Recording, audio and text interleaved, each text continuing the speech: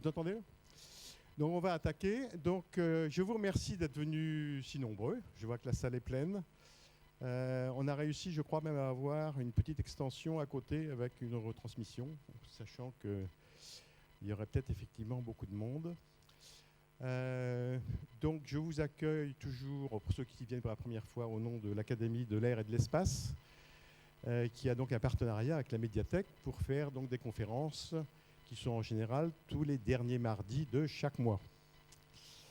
Voilà, donc ce soir, nous avons la chance d'accueillir Marc Pircher, qui va essayer de nous trouver un plan B pour la Terre. C'est un sujet tout à fait d'actualité, permanent. Quand je suis né, nous étions, je crois, moins de 2,5 milliards d'habitants. Je suis vieux, mais enfin quand même, maintenant, on est plus de 7,5 milliards, je crois.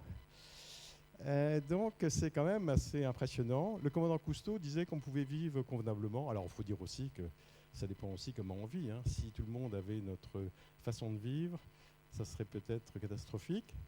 Mais le commandant Cousteau disait 2 milliards, allez, 2-3 milliards. Bon, on est à 7,5 milliards. Mes petites filles ont 2-3 ans, là. Je pense qu'en 2100, elles seront peut-être encore là. Là, les perspectives de l'ONU, c'est plutôt, allez, 11 milliards, entre 11 et jusqu'à 16 milliards. La population du globe augmente de 75 millions d'habitants tous les ans, plus que la France. Alors, ce n'est pas homogène partout. L'Afrique, c'est une grosse partie, quand même, 30 millions, ce qui fait par semaine la ville de Toulouse. Juste comme ça. Donc, il faut se rendre compte ce que c'est. Alors, effectivement, le continent africain va probablement dans le mur, si ça continue comme ça. Mais les démographes, donc en particulier l'INSEE, ou les gens qui travaillent là-dessus à l'ONU, disent que les constantes de temps sont très longues. Donc on peut pratiquement presque rien faire. Même des politiques extrêmement contraignantes, comme celle de la Chine, mettent beaucoup de temps à produire leurs effets. Donc voilà la situation. Alors l'Académie s'est beaucoup intéressée à ces questions démographiques. Alors l'aéronautique, c'était plus pour regarder les perspectives de croissance du trafic aérien. Donc ceux qui ont assisté à la conférence sur comment volerons-nous en 2050, je crois que la conférence d'Alain Garcia commençait effectivement par les perspectives démographiques et d'évolution du trafic aérien en 2050. Donc c'est plutôt très favorable à l'aéronautique. Les gens du spatial, eux, se sont très vite intéressés à la Terre en tant qu'objet global. Et donc là, Marc Pircher nous a mis une image du satellite Météosat qui est tous les quarts d'heure. Vous avez une nouvelle image de la Terre depuis maintenant 1977. Quand j'ai travaillé début des années 70 sur Météosat, c'était il y a plus de 40 ans. Mais nous avons donc depuis ce temps-là des images régulières de la Terre. Et donc on a une vue très globale. On voit que l'Europe, c'est pas grand-chose, c'est en haut là. C'est essentiellement l'Afrique là qu'on voit depuis donc Météosat. Il y a 4 autres satellites, 2 américains, un japonais et puis un européen ou indien, qui permettent de voir donc les autres parties de la Terre.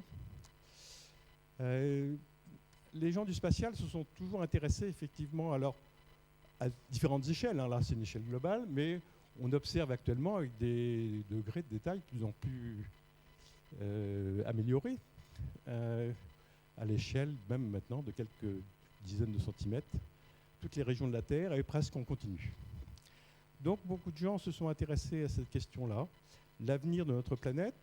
Un des présidents du CNES avait même écrit un bouquin il y a 10 ans qui s'appelait « L'enfermement planétaire ». André Lebeau avait pondu ce bouquin, particulièrement inquiétant. Plus récemment, un autre membre de l'Académie, Jean Louberto, a pondu un livre qui s'appelle, je crois, Démographie, climat, migration, état d'urgence, avec un point d'interrogation, je crois dire.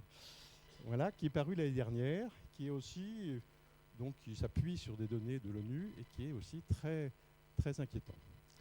Donc, c'est particulièrement un sujet qui intéresse le spatial aussi. Et donc, Marc Pircher, qui vient du spatial, va nous dire si nous avons un plan B. Voilà, et donc j'espère qu'il va nous proposer des solutions qui peuvent nous sortir de cette situation. Alors, Marc Pircher est un est un Toulousain qui est diplômé de l'université de Stanford, donc il a les bonnes universités. Il est docteur ingénieur de super-héros et il est assez vite rentré au CNES. Il s'est d'abord occupé des satellites d'observation, justement de la Terre à haute résolution, SPOT, et puis après pour la défense, Helios. Après, Marc Pircher a eu d'autres fonctions. Il s'est occupé pendant une année à Ivry de direction des lanceurs.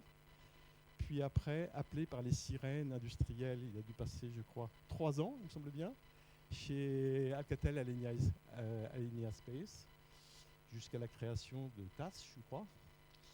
Puis il est revenu au CNES comme directeur du centre de Toulouse il a été depuis juillet 2007, pendant près de 10 ans. Et donc fin 2016, il a pris sa retraite, une retraite bien méritée, mais il continue à être extrêmement actif. Donc tout de suite, il a créé sa société de consultance, MP4S, je crois, pour Marc Pircher, j'imagine. Voilà, Marc Sphere for Space. Et puis également, il est donc très actif dans différentes académies, en particulier l'Académie des technologies. Il est correspondant de l'Académie de l'air et de l'espace. Et puis également, il a donc mis sur pied peut-être un colloque auquel certains ont participé, qui était le climat a besoin d'espace, qui s'est tenu l'année dernière, au mois d'octobre, à Météo France. Voilà. Et puis maintenant, il s'occupe aussi, je crois, de l'oncopole, la cancéropole. Voilà. Donc, on va laisser Marc Pircher nous présenter son plan B. Ça se passe un peu, pour ceux qui n'ont pas l'habitude, il y a à peu près 1 heure de conférence, et puis après, vous aurez l'occasion de poser vos questions pendant à peu près une demi-heure. Voilà. Et donc, je laisse la parole à Marc Pircher.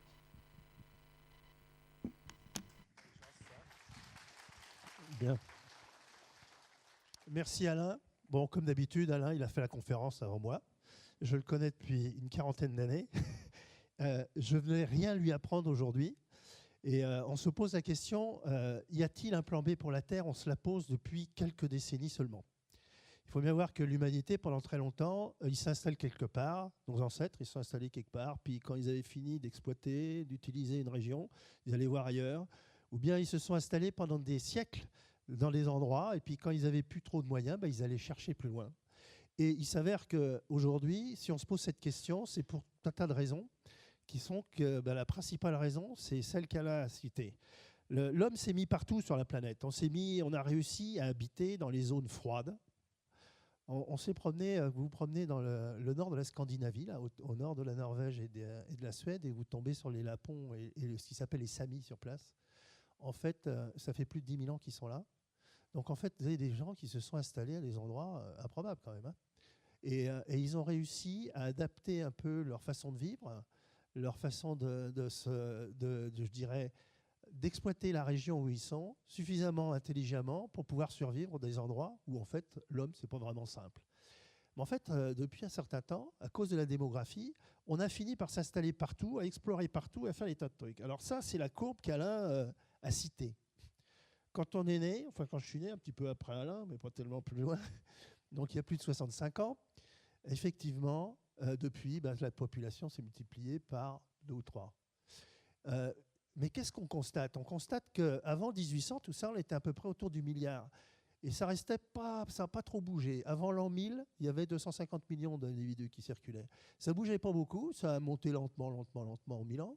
Et puis là, d'un seul coup, il y a une rupture, là. Une rupture énorme après la Deuxième Guerre mondiale. Alors cette rupture, elle est liée à plein de choses. Et elle est liée au fait qu'on a amélioré l'hygiène, on a amélioré la médecine. Les gens, il y a nettement moins de mortalité enfantine.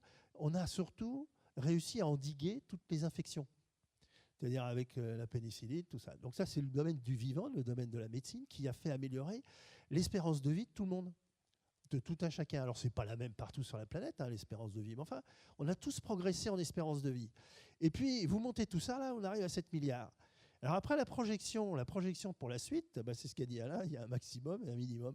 Alors on verra tout à l'heure avec le climat, c'est un peu pareil. C'est-à-dire que l'extrapolation linéaire de tout ça, ça nous amène à 16 milliards en 2100. l'extrapolation linéaire, elle est faite sur un modèle, là aussi, d'extrapolation. Modèle de quoi? C'est de dire, on va rester sur les mêmes choses. Ça voudrait dire que notre espérance de vie continue à croître pareil, on améliorera toujours, et on part comme ça sur cette somme supérieure. Il s'avère aujourd'hui que depuis quelques années, on se rend compte que l'espérance de vie réduit par endroits, et notamment dans les pays occidentaux, l'air de rien, simplement parce qu'on est trop gros. Et on a des tas de maladies qui nous arrivent et qui sont des fois liées à ce que l'on fait. C'est-à-dire vous avez de plus en plus de cancers, vous avez des trucs qui font... Donc notre espérance de vie qui était en croissance permanente commence à s'infléchir. Donc la courbe, elle n'est peut-être pas sur la courbe rouge. La courbe verte qui est là, c'est la courbe minimum telle que vue par les Nations Unies. Et en fait, qu'est-ce qu'ils extrapolent là? Ils extrapolent le modèle européen et américain, qui n'est pas du tout le modèle du reste du monde, hein, qu'on voit en Chine, en Asie ou en Afrique. Mais ce modèle européen, c'est quoi? C'est que vous avez un taux de natalité qui est très faible. Un taux de natalité qui est inférieur à 2, qui est de genre 1,5 en Allemagne, qui est 1,35 en Italie, qui est de l'ordre de 2 en France. Parce que la France est l'un des pays, une natalité à peu près équilibrée. Donc ça crée une inflexion. Bon. Alors ça, c'est le bas de la courbe. Probabilité que ce bas de courbe il soit fait, là aussi, c'est très faible. Donc ils ont fait un truc, là, ils ont fait des probabilités, et ils se sont dit, finalement, on arrivera à 11 milliards en 2100. Alors, est-ce que la planète essaie de nourrir tout ce petit monde-là? Qu'est-ce qu'on a fait? Alors, le sujet est extrêmement complexe. Alors, je vais donner 2-3 trucs pour montrer qu'on a exploité partout. L'homme est partout. Et on va aussi constater que non seulement l'homme est partout, géographiquement, mais en plus, il a affecté tout l'environnement du vivant. C'est-à-dire, il n'y a pratiquement aucun animal qui ne sait pas que l'homme existe, qui n'a pas un peu une interférence avec l'homme, que l'homme n'a pas contribué à modifier son environnement. Il y a très peu, il y en a quelques-uns quand même, qui restent bien isolés, là, surtout dans les océans et puis dans certains endroits, dans le monde des insectes. Et puis vous avez dans le domaine du vivant sur la végétation, c'est pareil. Alors de ces deux domaines du vivant, pour nous, ils vont nous intéresser, on verra ça plus tard, c'est qu'il y en a qui prennent de l'oxygène et ils transforment ça en CO2, puis il y en a qui prennent du CO2 et ils transforment ça en oxygène. Alors, l'oxygène qui devient du CO2, c'est les animaux, puis le CO2 qui devient de l'oxygène, c'est la végétation. Donc, vous avez deux grands trucs, là, du vivant, qui ne peut pas ignorer la présence de l'homme. Alors, bon, 2-3 images, mais on pourrait développer à chaque fois. Alors, Alain est inquiet parce qu'il sait que je suis extrêmement bavard. Sur chacun des sujets, on peut y passer 1h30 quand même, hein. Donc, on va essayer d'aller relativement vite pour qu'on parle un petit peu de la suite. Alors, là, c'est une image qui est frappante, qu'on trouve sur Internet, des trucs comme ça. Ça, c'est pas en Amérique, hein, c'est pas en Europe, hein, c'est au Brésil. Il y avait la forêt amazonienne avant là. D'accord? Vous imaginez la biodiversité qui est cassée quand vous faites un truc pareil là? Donc là, vous avez, alors on peut en parler des heures, hein. Donc là, l'homme, on ne peut pas dire qu'il est absent de ce domaine. Ça, c'est une mine. Donc on exploite, on est en fort, et depuis le monde industriel, qui est comme par hasard un peu en phase avec, on verra, les énergies fossiles qu'on balance dans l'atmosphère, le monde industriel, il a été foré, il a été chercher des tas de trucs. Là, le petit point noir là, que vous voyez, alors attendez, il paraît que j'ai un truc là. Bon, si ça ne marche pas, tant pis. Le petit point noir qui est là, bon, ça ne marche pas très fort. C'est ce truc là, c'est énorme, hein. Alors vous imaginez la taille de ce bazar. Le rendement de ce genre de mine, c'est inférieur à 10-6. Vous brassez 1 tonne de matériaux pour avoir 1 gramme de ce que vous cherchez. Et bien, bon, alors c'est fort. Ça, c'est en Russie. Tout le monde va en prendre pour son grade. Là, vous inquiétez pas, il y a tous les pays. Alors ensuite, ça c'est l'énergie fossile. Alors l'énergie fossile, c'est pas vieux. L'énergie fossile comprend du pétrole. Ça, c'est en 1850 en Pennsylvanie. C'est une gravure, hein, c'est un truc qui a été fait, j'ai trouvé sur Internet, 1850 en Pennsylvanie. Et alors on allait chercher le pétrole là où c'était pas trop difficile. On a cherché cette énergie fossile, on pompe un peu, ou c'est pour ceux qui se baladent, même en France, il y a encore des trucs qui font les pompes avec des balanciers, hein, y compris à la forêt de Fontainebleau. Là, c'était un peu pareil, ils faisaient les derricks, les machins, le baril de pétrole. La taille du baril, d'ailleurs, c'est rigolo, c'est toujours un peu la même chose. Bon. Et on a été l'exploiter là où c'était le plus facile pour l'exploiter. Donc on a été chercher dans l'Arabie Saoudite, c'est pas compliqué pour aller chercher le pétrole. Mais on va le chercher de plus en plus loin, de plus en plus dans les endroits impossibles. Et on va le chercher aussi au fond de l'océan. Alors il y en a beaucoup de pétrole encore. On n'est pas en train d'avoir la fin. Par contre, pour aller chercher à 6000 mètres de profondeur du pétrole, c'est loin d'être facile. Donc ça crée une industrie absolument extraordinaire, d'une performance extraordinaire. De temps en temps, il y a des incidents. Alors ça, c'est ce qui s'est passé dans le golfe du Mexique. Mais la technologie qui a derrière tout ça, c'est absolument fabuleux, parce que vous avez un machin qui descend profond, là, puis il faut les courants marins, il faut tout un tas de trucs, il faut remonter les pompes et tout. Alors de temps en temps, quand il y a des incidents, évidemment, ça crée problème. Alors qu'est-ce qu'on voit là? On voit qu'on a exploité tout ça. Et quelle est la consommation, d'après vous, en termes d'énergie par rapport à l'humanité là? Alors nous, depuis que Alain est né avec moi, donc facteur 3 sur la population, facteur 20 sur la consommation énergétique par habitant, en moyenne. Hein.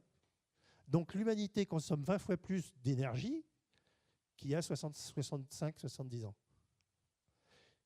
alors qu'on est multiplié par 3. Donc ça a l'air de s'emballer quand même, la machine. Là. Alors, et quand on regarde ça, c'est pas homogène partout. On a eu, donc, vous avez les 4 pays qui font presque 60% de tout ce qui est en émissions de dioxyde dans le monde. Les 4, alors, c'est les plus grands. Et qu'est-ce qu'on voit? Là aussi, c'est pareil. C'est dès qu'il y a un pays qui démarre un petit peu, là, la Chine, partie. L'Inde, elle est en train de partir à fond. Alors nous, là, on a essayé d'être un peu... Mais pourquoi? Parce que notre démographie, flatte. Hein, voire elle décroît. Donc il y a là une prise de conscience qui a été faite par les uns et par les autres. Vous voyez, la problématique, elle est évidente. Chacune des planches, c'est 1h30 hein, pour bien comprendre tout ça. Alors ensuite, derrière, on va se poser la question, alors on va rentrer dans un truc un peu plus spatial, un peu plus mon domaine. Comme Alain, j'ai travaillé 40 ans dans le spatial. 40 ans dans une aventure spatiale qui n'a que 60 ans. C'est pas vieux, hein? Il y a 60 ans, il y avait les premiers Sputnik. La première fois qu'on a fait le tour de la Lune, finalement, c'était en 66 la première image de l'autre côté. Là. Hein, donc, en fait, tout ça, en 60 ans, on a complètement modifié notre compréhension de l'environnement dans lequel on est. Alors, on va faire un survol, là aussi. Et comment je vais faire le survol? On a eu la chance, j'ai eu personnellement la chance, de travailler avec la communauté scientifique. Donc, les astrophysiciens, l'ensemble de tous ceux qui essayent de comprendre l'univers, mais aussi les météorologues, les climatologues, les océanographes, les océanologues, et donc tous ceux qui regardent la Terre et ceux qui regardent l'univers. Alors, on va commencer par essayer de savoir qu'est-ce que c'est que cette Terre. Elle est où, cette Terre? Elle est dans quoi et qu'est-ce qu'elle a? Alors, l'univers, je ne vais pas vous faire un cours sur tout l'univers, vous le savez, 13,7 milliards d'années, notre univers. Alors, on a à peu près compris les atomes, les molécules et la vie. Alors, on essaye de mettre la vie en haut, mais en fait, ça va continuer. Hein. Et ça, c'est le parcours qui nous amène, nous. Alors, nous, dans cet univers-là, il y a des milliards de galaxies. Bon, OK. Attendez, hop, je reviens en arrière. Notre galaxie, à l'intérieur de ces milliards de galaxies, il y a la nôtre. Dans notre galaxie, il y a des centaines de milliards d'étoiles. Enfin, nôtre de galaxies. Nous, on est dans un petit coin, là. Un petit coin de la galaxie, dans un bras. Cette galaxie, elle a 13,6 milliards d'années, donc c'est une vieille. C'est une du début, hein. C'est une du début. Mais nous, notre système solaire, il a 5 milliards d'années. Donc, il a été construit un peu après. Il est plus récent. Il va durer encore 5 milliards d'années. Donc, on est à peu près à mi-vie de notre système, là. Et on est dans cette affaire-là, dans un coin. Bon, c'est pas mal, hein. Bon, pour l'instant, tout va bien. Hein. Notre Soleil, alors c'est une étoile. Notre Soleil, c'est une étoile. Alors ça, c'est une éruption solaire, c'est absolument fantastique. Un quart du rayon solaire, hein, ce genre d'éruption, ça vous balance tout un tas de radiations, etc. Et donc ça, c'est notre Soleil, notre étoile à nous. Et autour de notre étoile à nous, il y a un truc qui s'appelle le système solaire. Alors ça, c'est des images que vous avez l'habitude de voir. Mais imaginez, il y a 50, 60 ans, les gens, ils n'avaient pas ces images-là. Mais ça, c'est des images de voyageurs qui est parti là. C'est des trucs on a découvert des trucs qu'on n'aurait pas imaginés. Alors, qu'est-ce qu'il a de particulier? On va passer un petit moment sur notre système solaire. Notre système solaire, on a toujours pensé que tout ça, c'était des agrégations, des collisions, d'un tas de trucs. Et on voit qu'on a les petites planètes, là, puis les deux grosses, là, Jupiter et Saturne. On a des astéroïdes autour et on a des comètes. Alors, il y a quand même un truc qui est intéressant à regarder là-dedans. C'est que nous, la Terre, là, on est dans la zone dite d'eau liquide. Alors, par rapport à notre Soleil à nous, c'est jusqu'à 3 distances Terre-Soleil. Jusqu'à 3 distances Terre-Soleil. Plus près, c'est de la vapeur d'eau. Après, c'est de la glace. Alors, les grandes... Non, c'est pas moi. C'est la glace. Alors, les grosses planètes. Ce qu'il faut bien voir, c'est que lorsqu'on a les scientifiques, parce que nous, on a eu la chance de travailler avec les plus grands scientifiques, c'est pas moi, hein, c'est eux. Alors, ils se sont posés des questions, ils ont essayé de modéliser tout le bazar là, pour savoir si ça pouvait se construire comme ça. En fait, c'était vachement compliqué que ça construise le système solaire. Il aurait pu ne pas être stable. Il devrait ne pas être stable. C'est-à-dire que quand on regarde des systèmes solaires, le loin, qui ont été construits autour d'une étoile, alors c'est une espèce de disque, des collisions, etc., vous avez des grosses planètes qui se font après la zone dite de glace, là, le fameux périmètre où vous avez vapeur d'un côté, de la glace de l'autre. Pour être gros, il faut être du côté où c'est de la glace. Et si vous avez cette grosse planète, vous la laissez libre, elle va migrer vers l'étoile. Mais en passant, elle va ramasser tout le monde, là. Donc si Jupiter était tout seul, il avait migré vers le Soleil, il aurait ramassé la Terre, on n'y serait pas là. Hein. Et puis, si ça a migré un petit peu, il paraît, puis c'est revenu, donc ils ont été obligés de comprendre pourquoi ça reste stable. Et c'est resté stable pendant des milliards d'années. Alors c'est resté stable pour un truc qui est extraordinaire, hein. C'est Saturne. Alors Saturne et Jupiter, c'est absolument génial. Il y en a un qui fait le tour de la Terre en 2 ans, il fait 2 rotations, et l'autre fait en 3. Donc il y a 2 tiers. Alors c'est pas en 2 ans, il y en a un qui fait le tour. Il y a un facteur 2, il y a un facteur 3,5 entre les deux.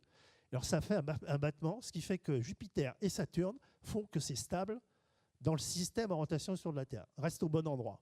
C'est sympathique, parce que sinon, nous, on ne serait pas là non plus. D'accord ? Donc, c'est un système tout à fait particulier. Et quand on regarde ça, on se dit, ben, nos planètes, là, elles sont quand même pas toutes pareilles. Vous avez Vénus qui est plus près, là. Vénus, qui est celle qui est juste avant la Terre, vers le Soleil. Vénus a une atmosphère. Vénus a un gaz à effet de serre extraordinaire, puisque sur Vénus, sur le sol, il y a 470 degrés Celsius. Et si jamais il n'y avait pas d'atmosphère, la moyenne serait autour de 90 degrés Celsius. Ce serait chaud, mais pas si chaud que ça. Et en fait, c'est le fait qu'il y ait une couverture qui fait que c'est chaud comme ça. Et là, nous, sur notre planète à nous, on arrive à avoir un climat qui nous permet de vivre. On le verra un tout petit peu après. Et ça, l'analyse du système... Tiens, qui c'est qui connaît ce truc-là ? Allez, levez la main, là. Bon, alors, tous ceux qui connaissent ça, je leur apprendrai rien. Et il y en a pas mal. Alors, c'est Churyumov-Gerasimenko, c'est en fait la comète Chury. Comète Chury, qui est un des scories qu'on a vu là tout à l'heure sur l'image d'avant. C'est des comètes. En fait, on pensait trouver un bloc de glace. On a trouvé un truc, pas tout à fait de la glace habituelle. On pensait avoir une densité de 1, donc, et puis on a eu une densité de 0,43. Et pour y aller, on a mis 10 ans pour aller la chercher, pour courir après, pour avoir la bonne vitesse et aller se poser dessus. Et avec ça, on a fait 6 milliards de kilomètres. Donc ça, c'est un truc, un bout de chez nous, et qui a permis aux scientifiques de comprendre un peu mieux le système. Vous affolez pas, personne n'a la compréhension complète et l'explication complète de comment notre système est resté stable depuis ce temps-là. Hein. Ça fait des millions d'années qu'on ne prend plus de collisions énormes sur la Terre. Certes, il y a un parapluie qui s'appelle Jupiter qui nous protège de trucs qui arrivent. Il y a un autre parapluie, c'est le Soleil, parce que c'est le gros truc qui arrive de la galaxie, il tombe plutôt sur le Soleil, hein, c'est lui qui attire tout le monde. Et puis nous, coup de bol, là, on n'en a pas reçu beaucoup. Et Chury a été extrêmement important pour comprendre. C'est un fossile, hein, c'est comme un fossile, et donc pour comprendre un peu mieux. Mais comprendre un peu mieux, on a vu une comète et il y en a des milliers. Donc, si vous voulez, il ne faut pas non plus croire que ça donnera toutes les réponses. Alors, une idée des dimensions. Bon, la Terre est tout petit là en bas, hein, quand même, c'est pas bien gros par rapport à Jupiter et Saturne. Alors, les trucs qui sont intéressants, c'est qu'on constate que tout ça, ça a beau être créé au moment où ça s'est mis avec les collisions, etc. Elles ne sont pas pareilles, tous ces trucs. Il y a un truc qui est en train d'être analysé de façon extrêmement précise, c'est les lunes de Jupiter. Les lunes de Jupiter, il y en a 3 grosses là qu'on connaît bien, ou 4. Et dans ces lunes, il y en a qui sont totalement différentes. Et donc le fait qu'elles soient différentes, ça interpelle. Pourquoi ? Parce que ça a été construit à peu près de la même façon, c'est un problème de collision, de machin. Et en fait, elles sont au bout de, je ne sais pas combien de milliards d'années, 4,5 milliards d'années, elles aboutissent en n'ayant pas la même structure. Ça prouve que tout ça évolue de façon, même si c'est créé à peu près pareil, ça évolue de façon très différente. Une idée des dimensions. Bon, on va le faire simple. Hein. C'est immense tout ça. Le système, donc, au lieu de parler on fait toutes nos dimensions, on a des lumières, en minutes-lumière. La lumière, elle met 300 000 km par seconde, donc vous imaginez les distances parcourues. Donc prenez-vous un truc simple. Le système solaire, il tient dans la pièce. Je suis à 1 mètre du Soleil, je suis la Terre, à 1 mètre du Soleil. À 1 mètre du Soleil, 34 mètres un peu plus loin, mais enfin, 34 mètres, vous avez Pluton. Donc le système solaire, il tiendrait dans la pièce. Et la première étoile, Alpha du Centaure ou Proxima du Centaure, 4 et puis 5 années-lumière. 4 années-lumière d'ici, c'est où? Si moi, le système solaire, il est là, la première étoile, elle est à 256 km. Elle est à Bordeaux. Donc il n'y a rien entre la pièce, là, et Bordeaux. C'est vide, hein? Et la première galaxie, elle est où? Andromède. 3 millions d'années-lumière. 3 millions d'années-lumière, toujours avec la même échelle, je suis toujours à 1 mètre, 30 mètres, machin. Première étoile, elle est sur le Soleil aujourd'hui. Donc à 8 minutes lumière. D'accord? Donc c'est des distances extrêmement grandes. On met aujourd'hui, avec nos technologies actuelles, on met 6 mois pour aller sur Mars. Faire 3 minutes lumière. 6 mois. Alors il faut y aller, il faut freiner, bon, mais 6 mois. La première étoile, 4 années-lumière. Avec nos propulsions actuelles, 40 000 ans. Pour gagner, hein. On n'y est pas tout de suite. Enfin, on verra ça plus loin. Et ça, c'est avec nos techniques actuelles. Celles qui nous permettent d'aller dans l'espace et puis d'aller sur Mars, etc. Alors, on se pose la question. Aujourd'hui, par nous, la seule planète connue qui abrite la vie, c'est la Terre. Alors la probabilité qu'il y ait de la vie sur la Terre est très faible, mais elle y est. Donc il y a eu une évolution qui nous a amenés là. Et l'atmosphère de la Terre donne une histoire sur... Elle est habitée. Parce que dans l'atmosphère, il y a de l'oxygène, des trucs qui sont liés au cycle du carbone. Le cycle du carbone qui est lié à la végétation, enfin au monde vivant. Et donc notre Terre, elle est habitée. Et nous, on arrive à tenir sur notre Terre. On est comme on est. Alors je vais prendre 3 paramètres principaux qui sont liés à la conquête spatiale qu'on a complètement bien compris grâce à nos satellites, aux trucs qu'on envoie dans l'espace. Le premier truc qui est vachement important, c'est la magnétosphère. Alors, la magnétosphère, le Soleil, comme vous l'avez vu tout à l'heure, ça crache des protons, ça a des radiations terribles, ça vous envoie des tas de trucs. On ne survivrait pas si on n'était pas protégé par la magnétosphère, champ magnétique terrestre. C'est-à-dire les bombardements qui viennent du Soleil, ils sont déviés et ils nous protègent. Donc on n'a pas trop de radiation sur le sol. Voilà, hein, mais pas trop. Donc ça, c'est la première grosse protection. Alors ça évolue dans le temps, ce truc-là. Hein, le champ magnétique n'est pas toujours resté comme il est aujourd'hui. Hein. Alors je parle en millions d'années, là. Hein, donc ça peut toujours bouger, cette affaire. C'est lié à la dynamo interne. L'autre point extrêmement important, c'est l'eau. Alors, on a bien dit, la Terre, elle est bien parce qu'elle n'est pas trop près du Soleil, donc l'eau ne s'évapore pas. Elle n'est pas trop loin du Soleil, donc ce n'est pas de la glace. Et donc, il y a de l'eau liquide sur notre Terre. 70% de la surface. Mais 70% de la surface sur une profondeur qui n'est pas excessive, qui n'est pas énorme. La moyenne des océans, c'est à peu près 3 km. Il y a des fosses à 12 000 mètres, il y a des trucs à 300 mètres, etc. Il y a plein de trucs. Donc, il y a la connaissance. Alors, on s'amuse à faire un modèle de fond marin, là, et puis on calcule le volume. Alors pour ceux qui se souviennent de la terminale, c'est 4 tiers de Pierre 3 là. On fait le volume, puis alors on met ça, et puis on dit bon sang c'est quoi? Eh ben c'est la petite bille là. Ça c'est l'eau salée ça. Toute l'eau salée tient dans la bille. C'est fragile hein. Quand même bon. Et puis l'autre bille, l'autre boule là, c'est quoi? C'est l'eau douce. Donc c'est tout le volume qu'on a sur les calottes polaires, les machins, les bidules, c'est l'eau douce, les lacs, tout ça. Et puis le petit machin que vous voyez à peine là. C'est la rotation d'eau, d'évaporation et de recycle annuelle. Et sans eau, notre vie n'existe pas. Hein. D'accord? Donc là, on voit aussi, intuitivement, comme ça, la fragilité de l'eau sur Terre. Alors l'autre point qui fait qu'on existe, c'est l'atmosphère. Alors, on a une atmosphère qui nous permet de respirer, etc., mais aussi qui a une bonne pression. Et là, l'atmosphère aussi, elle est fragile. 100 km. Mais on vit dans quoi? 3 à 5 km. Au-dessus de 5000 mètres, il n'y a pas grand monde hein, quand même. Hein. Donc on vit vachement en bas. Et en fait, on vit avec une pression qui est de genre 1000 millibars. Hein. Donc on est avec quelque chose qui nous maintient dans cet environnement-là, sur la Terre, dans l'état dans lequel on est. Mais ça aussi, c'est fragile. Ça aussi, c'est fragile.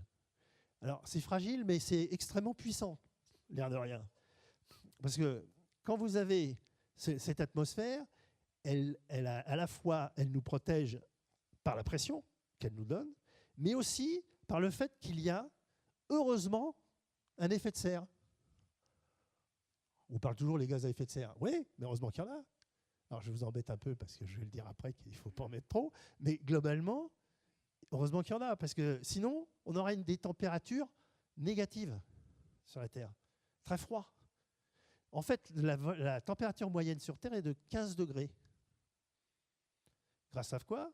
Grâce à l'effet de serre de l'atmosphère, qui maintient une température plus basse.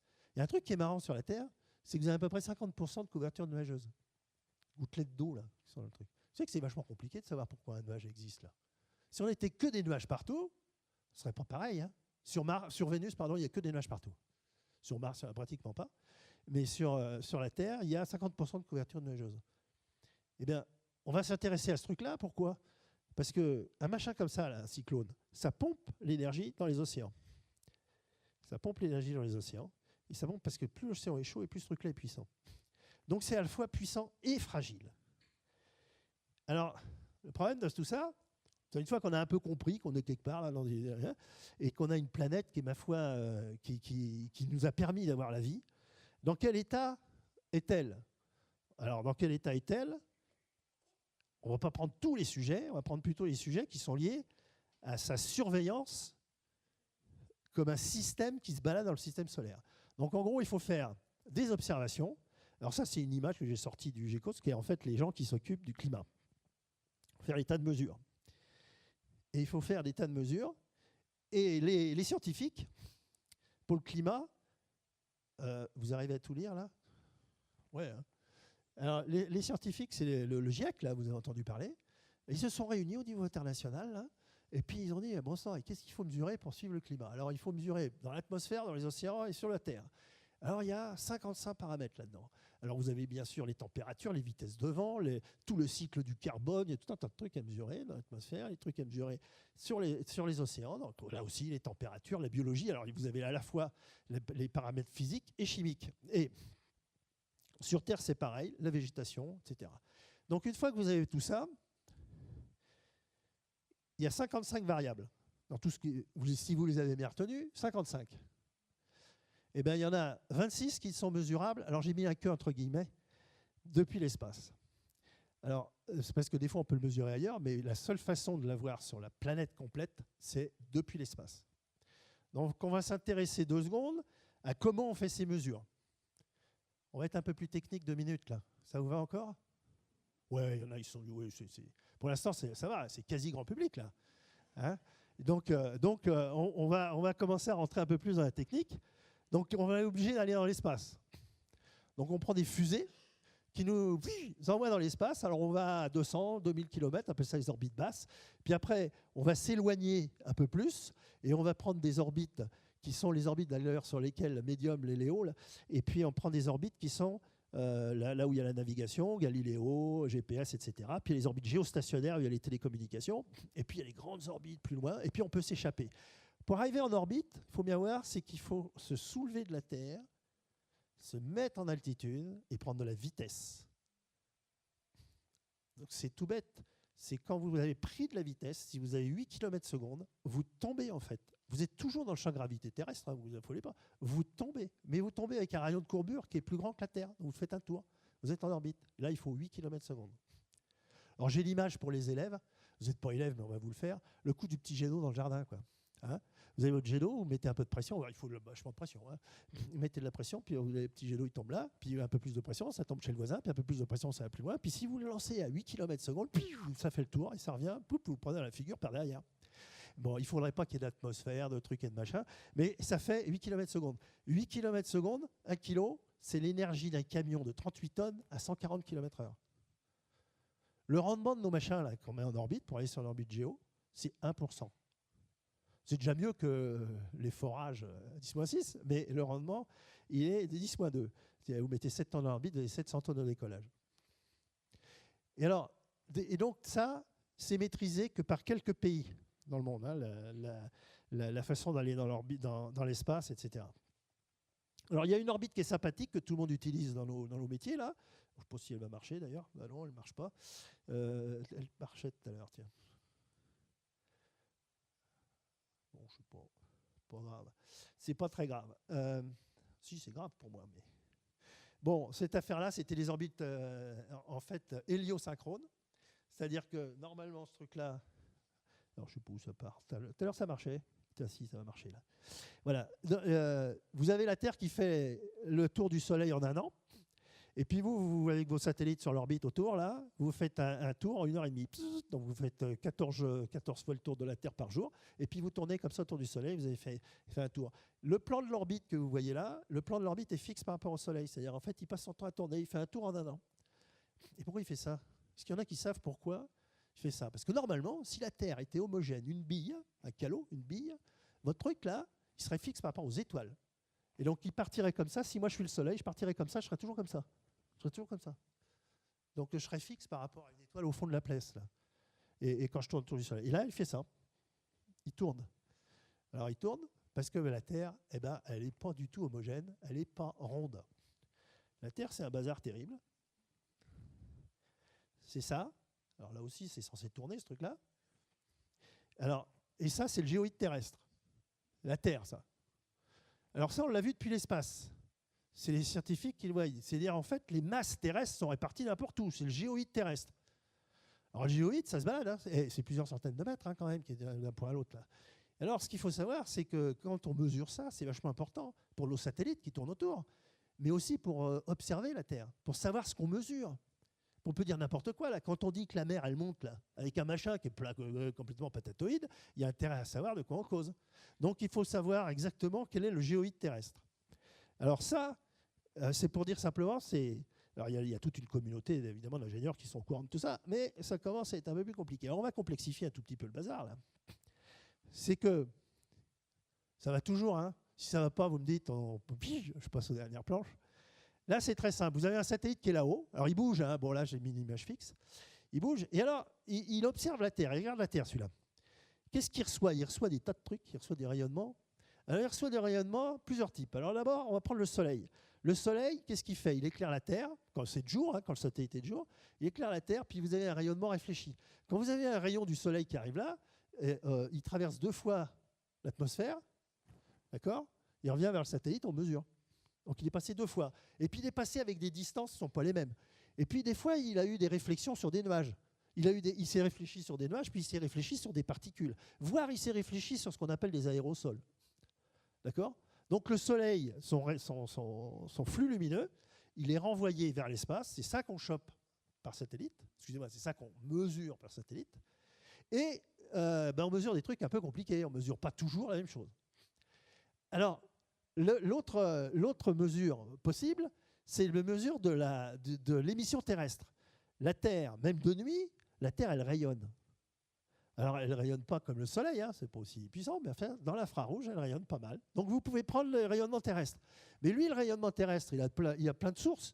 Il y a des sources qui sont sur le sol, puis des sources qui sont un peu en l'air. Donc, vous chopez tout ce qui se prend entre le sol, le truc. Et qu'est-ce que vous mesurez? Toute la hauteur, là. Et puis toute la hauteur, là. Puis c'est pas la même. Alors, vous avez des tas de trucs qu'il va falloir mesurer. Et puis, vous avez les autres qui sont les instruments actifs. Alors, l'instrument actif, c'est vous ne mesurez pas le rayonnement qu'il a fait, vous envoyez quelque chose et vous regardez ce qui revient. Alors c'est comme les petits radars que vous avez dans votre voiture, il envoie une onde, un ultrason, et hop, il récupère et puis il dit la distance aux obstacles. Donc tous les sonars, tous les radars font ça. Alors là, hop, on fait ça en aller-retour. On peut le faire en aller-retour vertical, on peut le faire en travers comme ça, et on regarde comment ça s'absorbe. Là aussi, ça va, votre rayon il va revenir, il va passer, il va prendre une distance dans l'atmosphère très différente. Et puis vous avez le dernier truc qui est intéressant, c'est de prendre l'occultation d'étoiles. Alors là, ça c'est bien ça. Parce que vous avez une étoile, vous connaissez son spectre, elle passe à travers l'atmosphère. Là, ça fait 2000 km, alors que là, vous avez 100 km. Et puis, vous faites la mesure. Occultation d'étoiles. Donc, vous avez des données dans votre atmosphère, plein de données. Il faut savoir exactement géométriquement qu'est-ce que vous avez pris. Il faut savoir trier les patates entre celui qui revient tout de suite, celui qui revient derrière, etc. Et il faut arriver à le traiter. Le coût de l'étoile en occultation à travers la planète, c'est ce qui est utilisé aussi pour essayer de trouver le spectre des atmosphères des autres planètes qui sont loin. On verra ça plus tard. Donc ça permet d'avoir une idée. Alors j'avais des plans, je les ai masqués parce que sinon, quand même, c'est quoi la lumière? C'est qu'est-ce qui arrive, le rayonnement? C'est tout le spectre électromagnétique, là. Alors, le spectre électromagnétique, ça part des rayons gamma, là. Alors, est-ce que vous voyez les 10 quelque chose jusqu'à 1 1, c'est 1 mètre. C'est la radio. Autour du mètre, c'est de la radio. Les gars qui parlent de 8 gigahertz, autour de 8 cm. Donc, entre le centimètre et puis les quelques mètres, c'est les ondes radio. Et puis, vous avez ce qu'autour du micron, là, c'est le visible. Alors, tout le spectre visible, là. Alors, c'est la lumière. Et la lumière qui traverse l'atmosphère, alors elle fait plein de trucs, puisqu'elle va se réfléchir sur tout un tas de particules. On regarde les spectres de tout ça.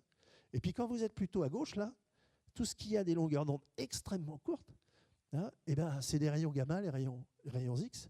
Et ça, c'est extrêmement énergétique. Alors les rayons gamma, la plupart du temps, c'est des trucs qui viennent du fond des étoiles.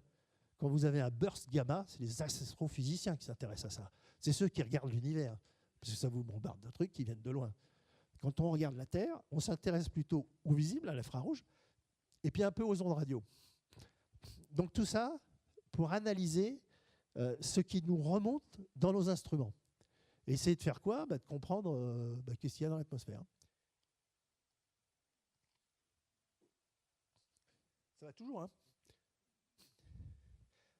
Alors, pour faire, il y a un truc qu'on a fait. Pour l'instant, c'est des mesures. Hein. Vous êtes bien d'accord ? On mesure. On regarde la Terre, on mesure. Alors là, on va dire, tiens, pourquoi les gens se sont intéressés à l'océan en tant que ça ? Parce que l'océan, en fait, c'est la grosse machine thermique. C'est ce qui accumule la chaleur. Et il a accumulé la chaleur. Regarde la chaleur comme un radiateur, quoi. Le truc qui prend la chaleur. Et la chaleur, elle vient d'où ? Elle vient du Soleil, hein, qui est le bilan radiatif terrestre. Alors le Soleil, là aussi, qui réfléchit par les nuages et tout, et puis qui chauffe tout ça, mais aussi la partie anthropique. Anthropique, c'est ce qui a été fait par l'homme. Et ça, l'océan, il accumule tout ça. Alors on s'est amusé à mesurer, enfin quand je dis amusé, on a mesuré tout ça grâce à des altimètres. Alors là, on fait cocorico parce qu'ils sont fabriqués à Toulouse. Hein.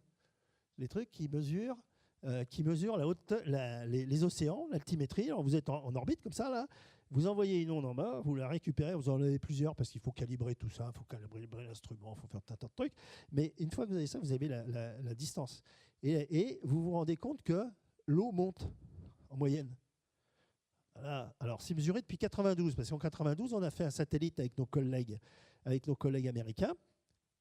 J'ai mis un chrono là pour savoir où j'en suis. Parce que... Oh, mais c'est bon. Hein. C'est bon. Donc en 92, on a fait un satellite qui s'appelle Topex Poséidon, là. Et en fait, c'est la France qui a fait l'altimètre, donc la mesure. Le satellite était fait par les Américains. Et puis depuis ce temps-là, on mesure. Et on mesure ça, et depuis ce temps-là, les océans en moyenne sont montés de 7 cm. C'est avec des mesures comme ça qu'on a vu ce qu'on appelle le El Niño. C'est quand vous avez un courant chaud extrêmement fort qui va s'écraser sur l'Amérique du Sud. Qu'est-ce qui se passe quand vous avez ça ? Vous avez énormément de pluie ici et des incendies là-bas en Indonésie. La plupart du temps, vous avez le courant dans l'autre sens. La Terre tourne comme ça. Donc vous avez le courant en moyenne dans l'autre sens, ça s'appelle le El Niño. Hein. Et à ce moment-là, c'est l'inverse. C'est la pluie là-bas et puis la sécheresse en Amérique latine. En fait, c'est l'ensemble de ces courants-là qui sont regardés, l'ensemble de ces évolutions. Ces phénomènes prennent des fois énormément d'ampleur. Et je parle un peu du El Niño parce qu'il perturbe un tout petit peu ce qu'on verra tout à l'heure avec le cycle du carbone. Alors donc, la mer monte 7 cm. C'est des courbes qui ont été présentées à la COP21, ça. Donc c'est un constat du passé, quoi, depuis 92. C'est une mesure. Hein. On n'est pas en train d'extrapoler le futur. Là. On est sur les mesures passées. Et lorsqu'on avait fait à l'époque, en 2004, une extrapolation, on était à peu près sur cette courbe-là. Alors bien sûr, l'eau ne monte pas partout pareil. Alors ça, c'est pour montrer un petit peu l'observation par altimétrie. L'eau, il y a des endroits, il peut y avoir jusqu'à 14 cm d'écart dans les deux sens. Là, hein. C'est-à-dire que vous avez 14 cm qui peut changer. Et ça crée une situation de circulation océanique qui varie aussi. C'est-à-dire les circulations océaniques sont sensibles à ça. Il faut bien savoir que quand vous prenez le Gulf Stream, qui part du golfe du Mexique, là, puis qui va aller réchauffer jusqu'au de la Norvège, ce truc-là, ça se voit en altimétrie. En moyenne, ça fait 1,5 mètre de plus qu'à côté. Alors le mec qui passe en bateau, il ne voit rien, parce qu'il y a des vagues, il y a des trucs, il y a des machins. Mais enfin, globalement, c'est quand même significatif. Hein. Alors, qu'est-ce qui fait que l'eau monte ? 50%, c'est la fonte des glaces. 50%, c'est quoi? C'est la fonte des glaces. C'est où elles font, la glace? Parce que la température monte. Et 37%, c'est le réchauffement de l'océan lui-même. Quand vous prenez de l'eau, vous le chauffez, ça se dilate un peu. Et puis un peu, c'est les eaux continentales qui fondent, mais c'est à peu près comme c'est à peu près exactement comme la fonte des glaces. C'est pas les glaces polaires, mais c'est ce qui fond de la partie continentale. Donc en fait, vous avez là-dessus un phénomène qui depuis maintenant, ben c'est pas vieux, nous 92, c'est pas si vieux, mais qui montre que la glace fond. Alors ça, je vous apprends rien. Vous avez des super images de trucs qui font. Il y en a une qui m'a bien plu là, qui est une image qu'on n'a pas prise par satellite, pour une fois, hein, mais des trucs qui sont liés sur Terre. Regardez, vous allez dans les Alpes là, prenez les vieilles photos en 1900 et les photos du glacier des sources du Rhône. Un glacier énorme, là, source du Rhône. C'est pas le petit fleuve, hein, le Rhône. Hein. Et bien maintenant, il n'y a plus rien. Un siècle après. Donc un siècle après, pum, disparu. Bon, ça c'est frappant parce que c'est chez nous, c'est dans nos coins, etc. Mais dites-vous que le Groenland, c'est pareil. Et c'est extrêmement important. Alors maintenant, on va prendre la partie atmosphérique. Parce que si tout ça, ça se réchauffe, c'est parce que notre atmosphère, dans les cycles de bilan radiatif, le soleil qui chauffe, les océans qui s'échangent avec l'atmosphère, des cycles océaniques, vous avez beaucoup plus de gaz à effet de serre. Les deux principaux, c'est le méthane et le carbone, et le dioxyde de carbone, le CO2. Donc CH4, CO2, il y a aussi un petit peu de nitrate, d'oxyde de nitrate. Mais c'est ceux qui sont le plus forts. Et c'est surtout ceux qui sont les plus générés par l'homme. C'est-à-dire que la partie qui est là, ça montre que le CO2, c'est la plus grosse partie, un peu de CH4 là. Les CFC, je les ai mis là. Enfin, je les ai mis pour moi, hein, ça a été fait par le GIEC.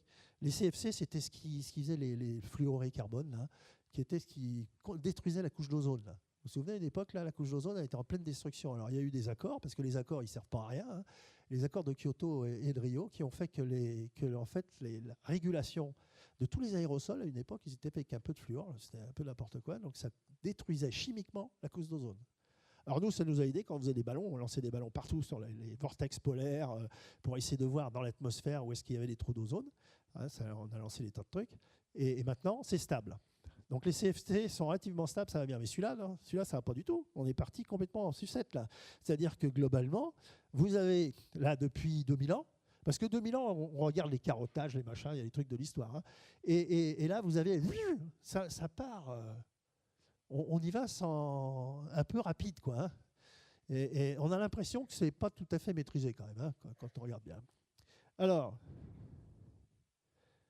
où est-ce que ça va tout ça? Les émissions. Alors, on va s'intéresser. Alors, attendez, le truc d'avant là. Qu'est-ce que j'avais là?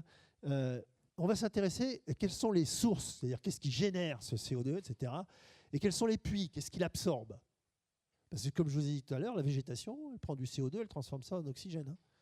Donc vous avez des trucs qui utilisent le CO2. Et il y a aussi des besoins de modèles d'inversion. Ah, modèle d'inversion, pourquoi? Pour savoir où sont les sources et les puits. Là. Donc vous faites une mesure à un instant donné.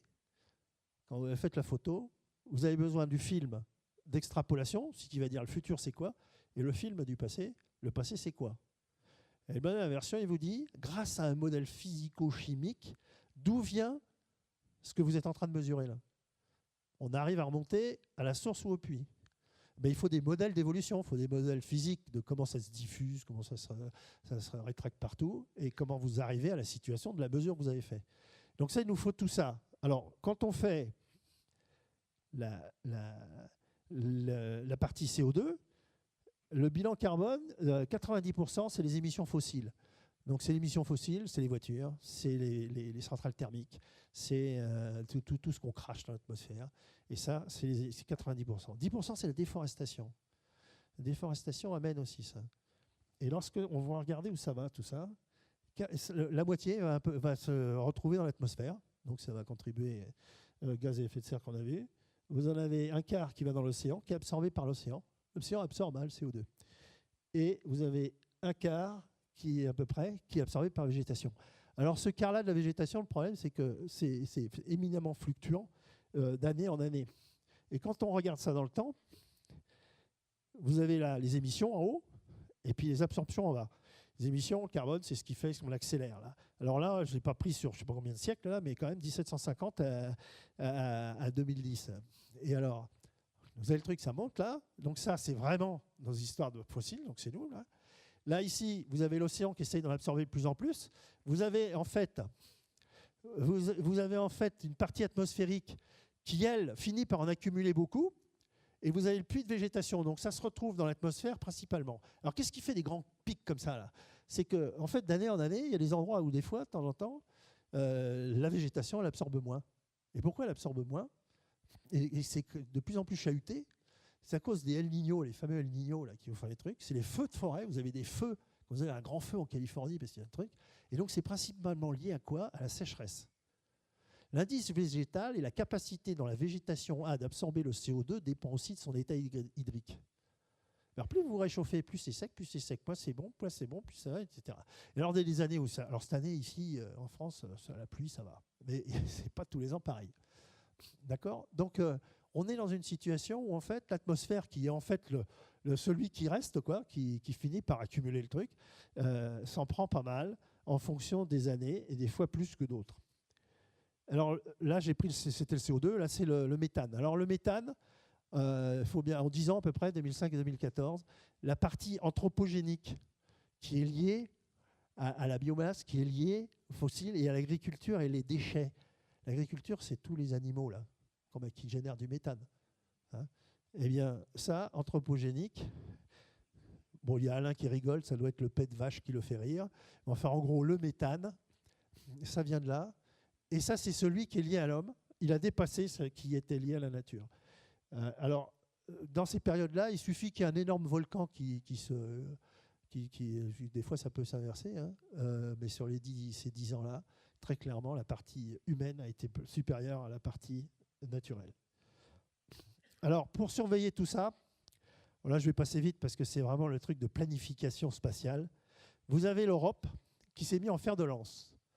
L'Europe, elle avait déjà inventé un programme qui s'appelait GMES, qui est devenu Copernicus, pour ceux qui voient, qui est en fait un programme de faire des sentinelles pour observer l'état de la planète en continu. L'Europe est convaincue de tout ça. Je ne parle pas des États-Unis, même si on a des collègues extrêmement convaincus, ils ne le sont pas tous, en ce moment ils se font discrets. Donc Copernicus, c'est le programme européen, piloté un peu par l'Agence spatiale européenne, et en fait on s'appelle ça le programme des sentinelles. Sentinelle comme le sentinelle pour surveiller la planète. Et il faut bien voir que les observatoires spatiaux, c'est cher. Vous avez vu, pour aller dans l'espace, ça demande de l'énergie. Faire un observatoire qui donne de la donnée tout le temps, à tout le monde, gratuit. Les données, les sentinelles sont gratuites. Vous faites des modèles avec ça, vous avez des mesures dans toutes les longueurs d'onde. Je vous ai montré tout à l'heure. Eh bien, ces programmes sentinelles, ça se compte en milliards d'euros. Un observatoire continu comme ça, qui donne les données tout le temps, c'est en milliards d'euros.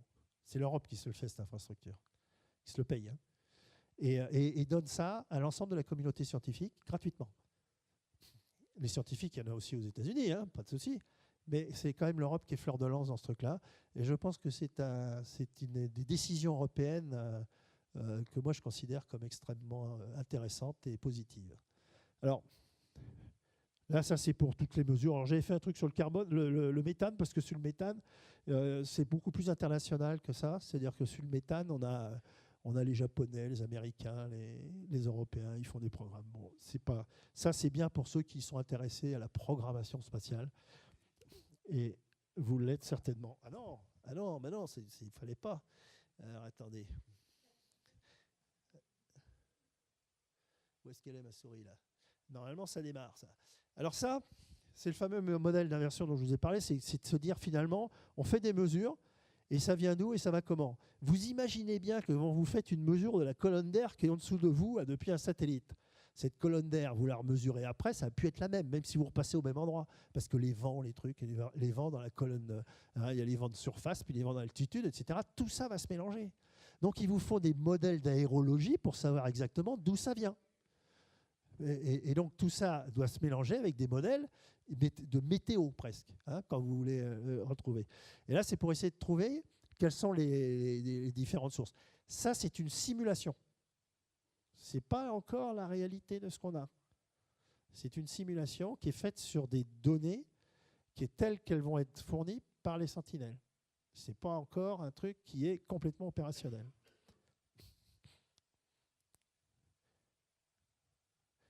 Ah, alors maintenant, on a vu les mesures. Maintenant, on va se poser la question, c'est gentil, on a fait les mesures, mais les mesures, ça regarde le passé. Ça regarde dans le rétroviseur. Et une fois qu'on a des tas de mesures, là, comment, on va dire, demain, ça fait quoi?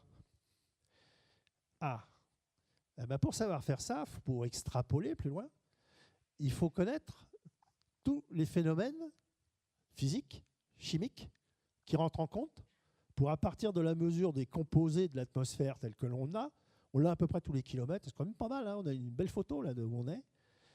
Où est-ce qu'on va? Bah, il faut connaître tous les modèles, la façon dont ça se tourne.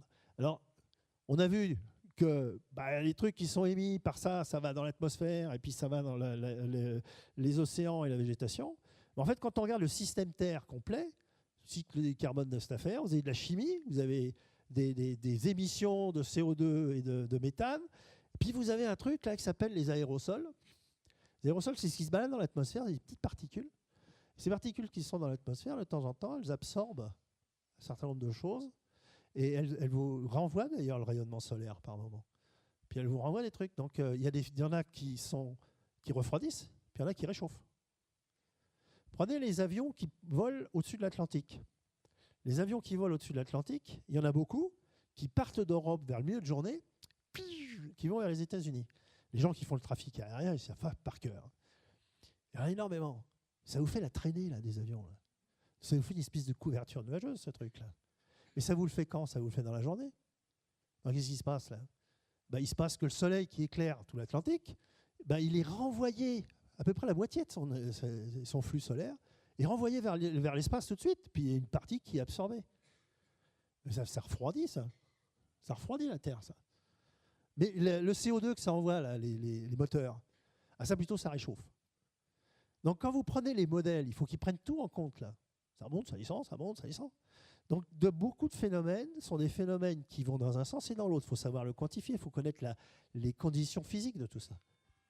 Ça fait 50 minutes que je cause? Non. La vache. 50 minutes. Bon, on va accélérer. Hein. Bon, donc vous voyez tous ces échanges-là, c'est ça qui s'appelle un modèle de prévision climatique, physique, chimique. Des mesures, on les met dedans, on fait tourner, comment ça évolue, ça chauffe, ça froid, et on parle.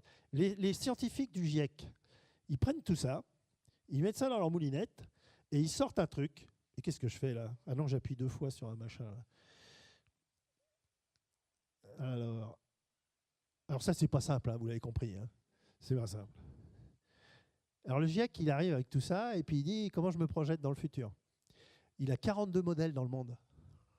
Alors, il y a des gens qui sont plus chimiques, d'autres qui sont plus physiques, d'autres qui sont plus aérosols, d'autres qui sont plus machin. Et puis alors, ils mettent tout ça dans les moulinettes, là, puis ils regardent. Et c'est pareil que pour les populations, là. Vous avez le max, puis vous avez le min. Et ça, c'est si jamais vous respectez le seuil, là, 2 degrés, là. Donc ça vous dit que de toute façon, ça monte. Et il y a un point qui est extrêmement important à avoir en tête, c'est que 20% du CO2 qu'on a déjà émis va rester encore dans 1000 ans. Il ne va pas se disparaître, là. Dans 1000 ans, il sera encore là. Et donc, dans 100, 150 ans, si on fait on risque de perdre toutes les glaces du Groenland. Et si vous prenez le volume des glaces du Groenland, en moyenne, vous avez 7 mètres de plus sur les océans. 7 mètres de plus sur les océans. Ça va? Alors, ça fait un peu impressionnant comme ça. Hein. Rappelez-vous la dernière glaciation, vous n'y étiez pas, moi non plus, mais quand on regarde la dernière glaciation, elle s'est arrêtée il y a 10 000 ans. Il y a 10 000 ans, quand la glace a fondu, l'eau est montée de 120 mètres. D'accord? Oh, il y a 10 000 ans, on avait des hommes un peu partout. Hein. Ceci dit, on était passé par un bas, hein, il y a 20 000 ans. On n'était pas nombreux, hein, quelques milliers. Donc là, il faut bien voir que ça, c'est important. Et pourquoi c'est important? Parce que les hommes, ils sont partout, comme je l'ai dit au début, on s'est mis partout sur la planète. Là. Alors pour voir où on est, c'est facile, on regarde où on a mis la lumière, et on les voit, et quand on regarde de plus près, alors ça c'est Google Earth, hein, vous avez ça sur n'importe quel PC, eh ben, vous voyez que quand même, surtout dans nos coins, là, on n'est pas loin du bord de mer. Hein. Les gens, ils sont beaucoup en bord de mer. Mettez 7 mètres, hein, vous avez presque un tiers de la population mondiale qui se retrouve en réfugié climatique. Hein. Ça, c'est pas dans 2000 ans, hein, c'est dans 150 ans. Hein. Donc, c'est à regarder de près. Ah, on arrive au sujet de notre... On arrive au sujet. Bon, donc l'état, la population, l'état dans lequel on met la planète, tel que ça fait un certain temps qu'il y a des gens qui se disent qu'ils ont peut faire. Alors, je ne dis pas ce qu'on peut faire sur Terre. On va essayer de... Ça, c'est un autre débat. Hein. Est-ce qu'il y a d'autres trucs? Alors, il y en a qui se sont dit, tiens, on va aller regarder Mars.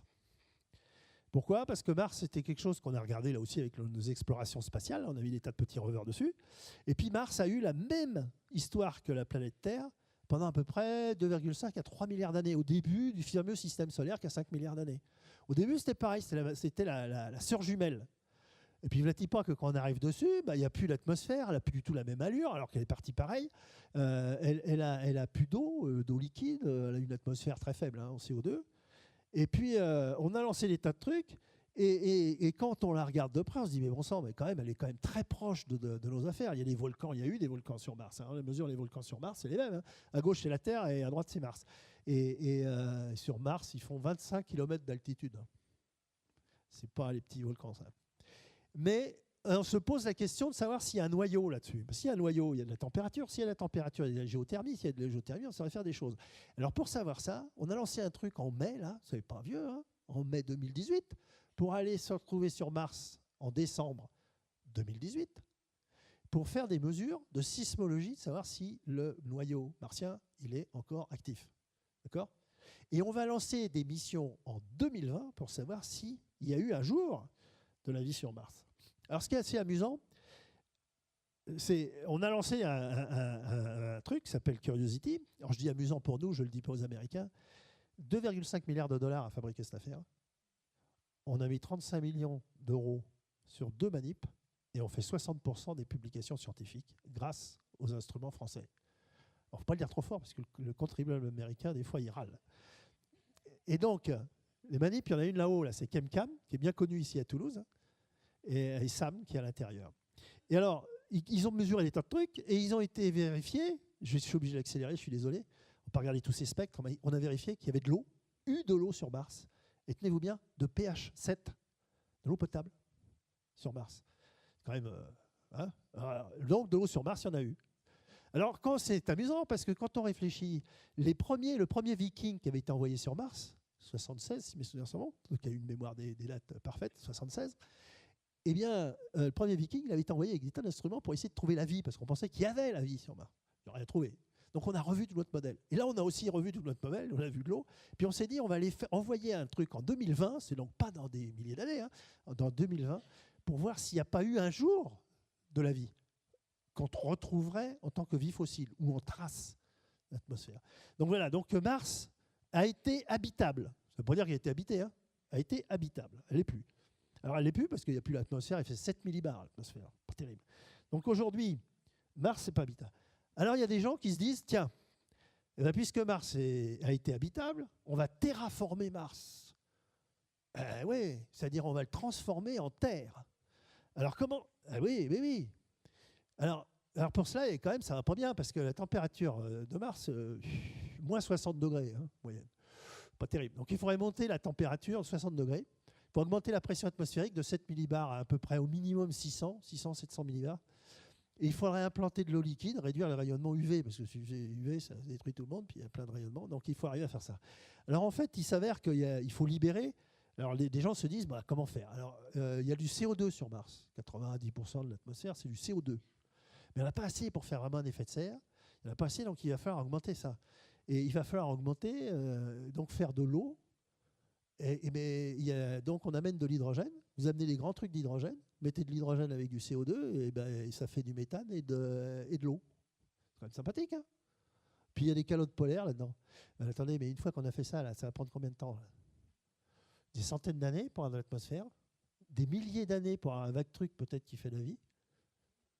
Bon, on n'y est pas en quelques millénaires, hein. D'accord? Donc Mars, c'est pas du tout une planète sur laquelle on va pouvoir habiter pendant un certain temps. Ça ne veut pas dire qu'on ne va pas aller l'explorer y compris avec des hommes. Mais on ne pourra pas l'habiter sans scaphandre, sans truc, sans machin, donc sans tout un attirail fait pour les pionniers de l'espace et pas fait pour tout un chacun. Là. Hein. Donc, la terraformation de Mars, ce n'est pas pour aujourd'hui. Et la décision n'est pas prise du tout. Aujourd'hui, quand je vous ai dit en 2020, on va essayer de voir s'il n'y a pas eu de la vie sur Mars, nous, là, avec les collègues du spatial, on a passé notre temps à faire des sondes qui vont aller sur les Mars ou des instruments qui vont sur Mars, mais alors en faisant extrêmement attention de ne pas y amener la vie, de ne pas y amener des trucs qu'après on aurait retrouvé en disant tiens, il y a un machin qui est mort. Donc l'objectif était d'arriver avec sans vie, évidemment. Donc il faut faire attention, c'est que la vie sur Terre, telle que je vous l'ai décrite, vous la connaissez bien, elle est liée à notre Terre, mais quand on sort, dès qu'elle existe, la vie, elle cherche des tas de solutions. On a trouvé des bactéries qui avaient muté sur la station internationale. Une cellule vivante, elle ne tient pas les radiations. Cellule vivante. Quand vous lui mettez des radiations dessus, ça la tue. Cellule vivante, vous la mettez... La première chose, que d'ailleurs c'est ce qu'on fait dans la protonthérapie, hein, on bombarde avec des protons pour les cancers, pour tuer les cellules cancéreuses. Et en fait, on a trouvé une bactérie qui résistait aux radiations. Elle a muté. Alors on l'a fait rentrer sur Terre, on l'a mis dans un endroit très au niveau des États-Unis, c'est au JPL. Et alors ce truc-là, c'est quand même étonnant. Hein. Donc si on amène la vie, je ne sais pas de comment elle évoluerait, mais il n'est pas sûr qu'elle n'évolue pas d'une certaine façon. Alors comment, j'en sais strictement rien. Et dans des milliers d'années, qu'est-ce que ça serait? Donc ça, c'est à peu près faisable avec les technos d'aujourd'hui quand même. Hein. On met 6 mois pour y aller, enfin bon, c'est extrêmement long. Ça prend des millénaires. Alors il y a l'autre point, c'est les exoplanètes. Alors on a trouvé des milliers d'exoplanètes. C'est pas vieux, hein, il y a quoi, 15 ans quoi. On a trouvé, bon, il y a un peu plus, il y en avait qui avaient trouvé ça il y a une vingtaine d'années. Donc on a trouvé des planètes autour d'étoiles. Il y en a des milliards. Alors pour l'instant, on en a trouvé quelques milliers. À peu près 4500, mais globalement, mais comme il y a des milliards de galaxies, des milliards d'étoiles, il y aura certainement des milliards d'exoplanètes. Pour ça, j'ai amené les belles images de Hubble, parce que c'est vraiment une des dernières images de Hubble fabuleuses. Et puis, on peut se poser la question, nos scientifiques préférés, ils passent leur temps à chercher les conditions. Y a-t-il les conditions de la vie ailleurs? Y a-t-il la vie ailleurs? Et les conditions de la vie. Donc on regarde l'univers, on regarde les tas de trucs, et on essaye de voir s'il n'y a pas la vie ailleurs.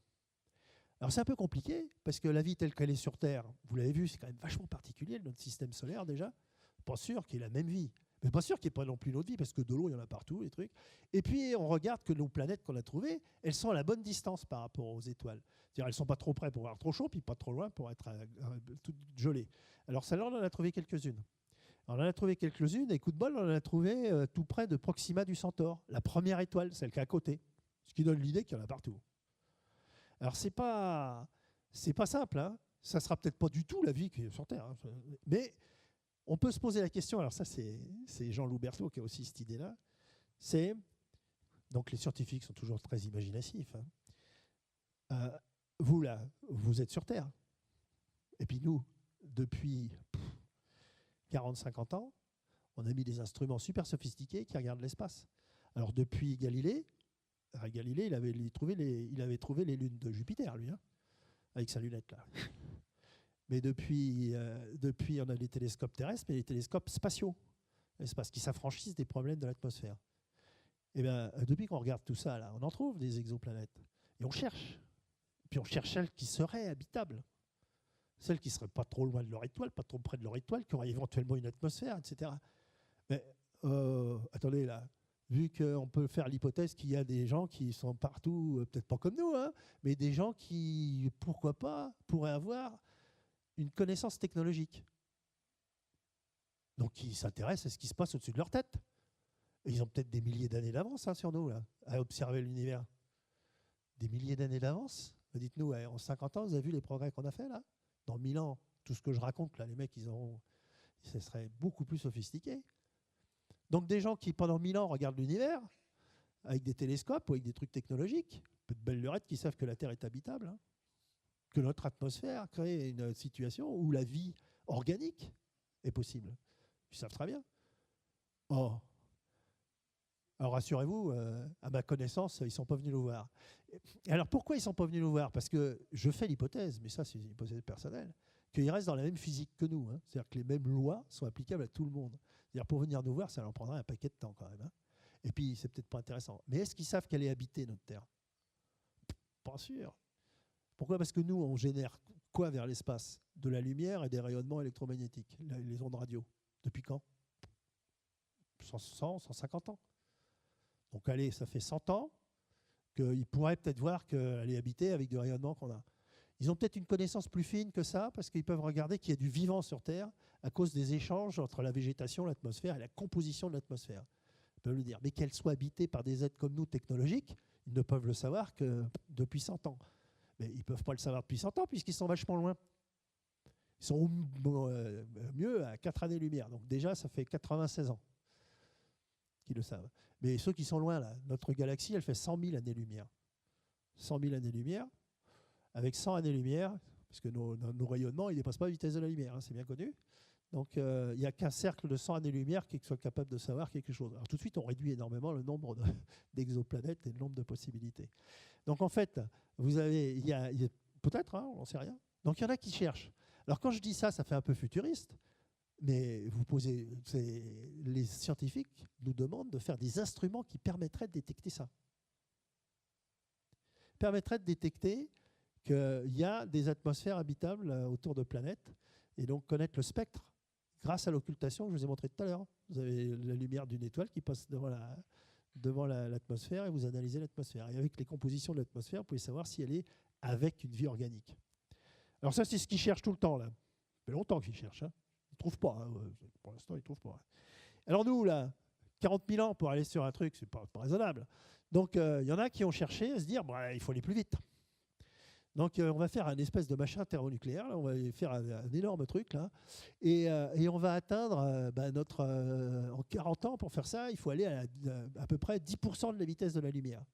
Alors, 10% de la vitesse de la lumière, il calcule qu'il faut à peu près un truc à fusion nucléaire, 200 tonnes. Et avec ça, on arrive avec 1 gramme là-bas. Hein, le rendement est faible. Hein. Mais il faut y aller. Et ça, ces technos-là, on l'a à peu près, mais ce n'est pas encore bon. Donc, ça va nous prendre des siècles, d'accord, voire des milliers d'années. Donc, tout ça pour dire, vous l'avez compris. Ah, non, j'ai l'image de Thomas, là. Ah, j'avais oublié mon Thomas national. Là, tout ça, les gens, ils iront. On continuera à faire de l'exploration.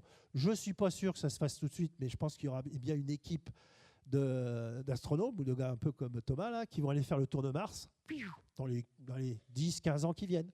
Mais ils ne vont pas se poser, hein, ils vont revenir. Hein. Donc ils feront un tour qui durera à peu près 1 an et ils reviendront. Et puis après, il y en aura qui iront peut-être se poser sur Mars, mais ça, c'est dans plusieurs décennies. Et puis dans les millénaires, on verra bien. Et puis la physique va peut-être changer, et puis etc. Mais à mon avis, on est vachement clair. Pour moi et pour beaucoup de la communauté scientifique, il faut protéger notre berceau. Pas imaginer qu'on va s'en sortir sans faire quelque chose.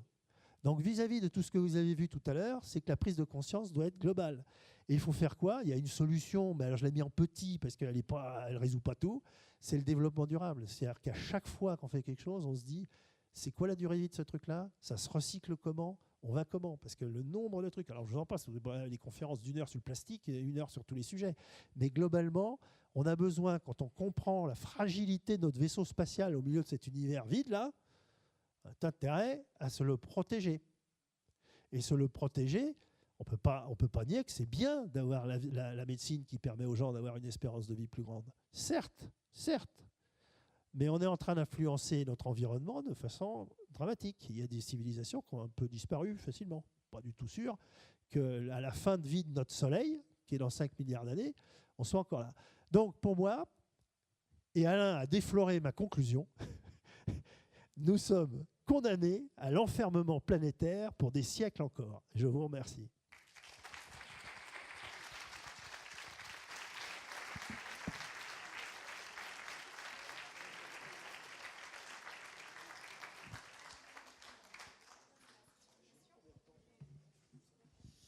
Oui, je vous propose de passer tout de suite aux questions. Donc on a à peu près une demi-heure. Hein, voilà.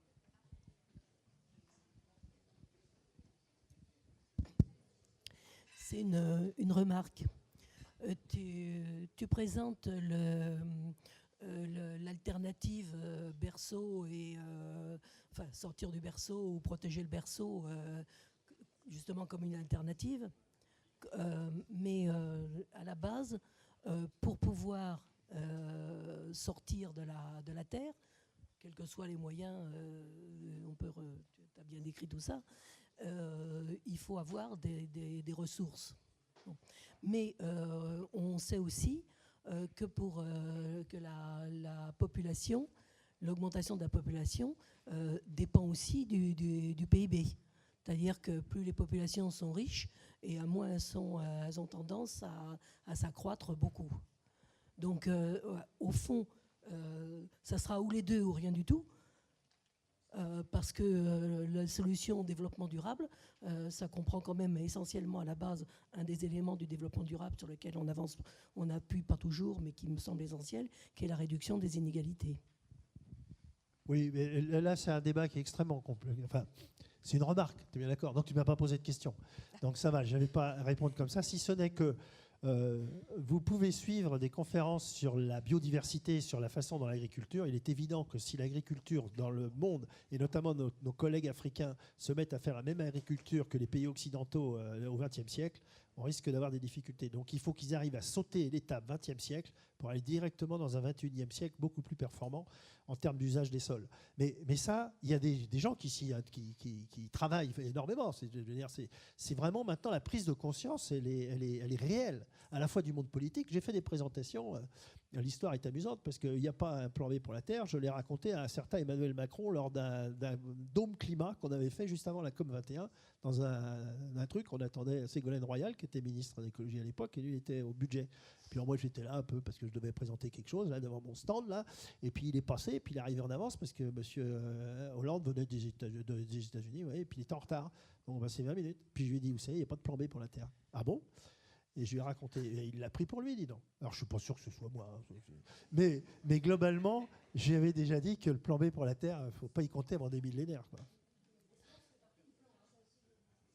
Oui, mais l'espace, il est dans le plan A. Bon, enfin, passons. C'est l'histoire de PIB, etc. C'est vachement compliqué.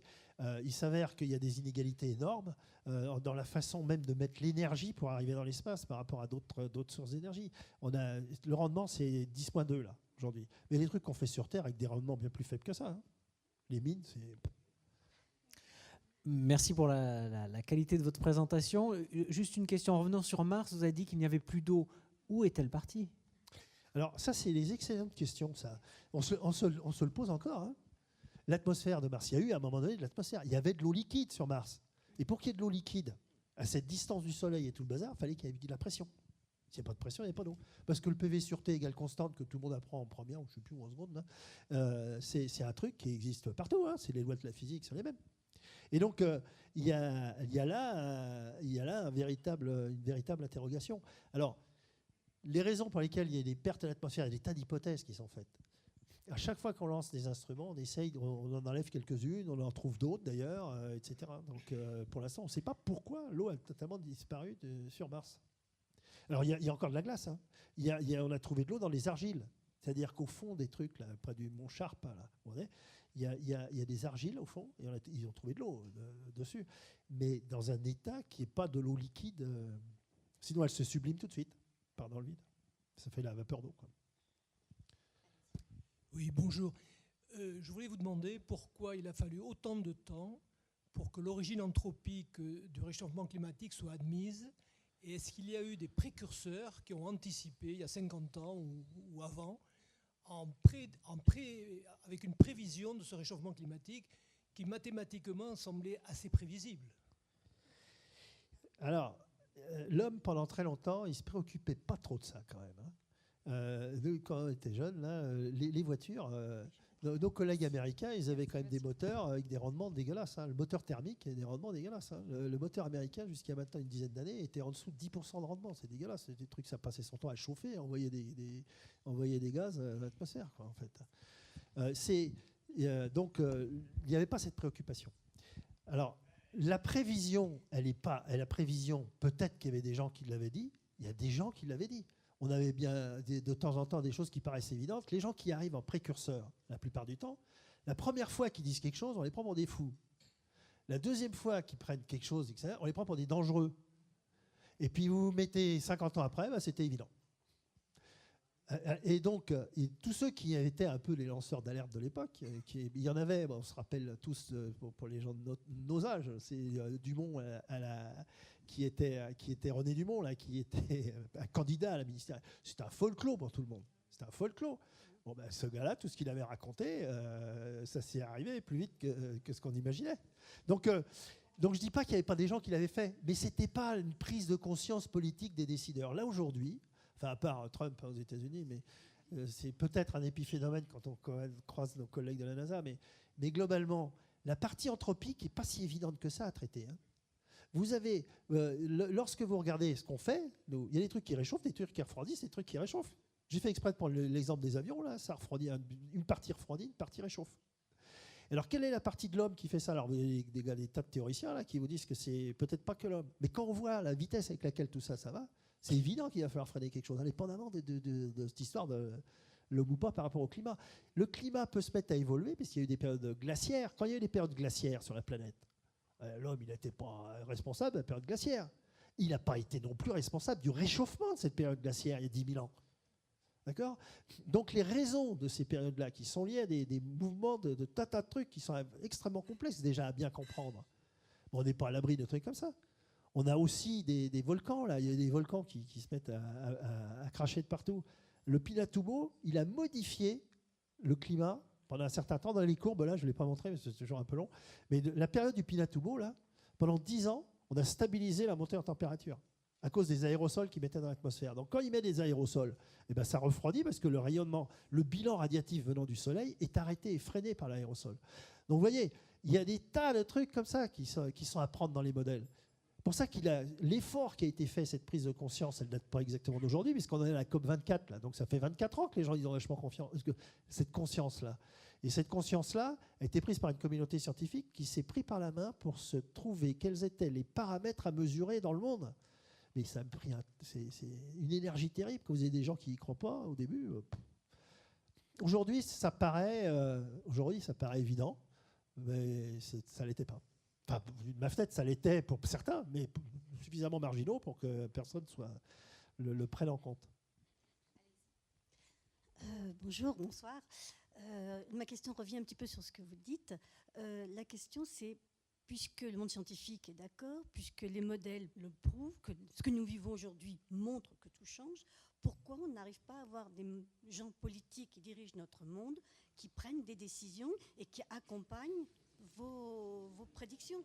Parce que là, on a des blocages. Mais les gens politiques, excusez-moi, mais dans nos démocraties, ils sont issus d'un vote. Oui, alors, là, c'est la on a les chefs qu'on mérite. Hein. Non, croyez pas ? On va vers la fin.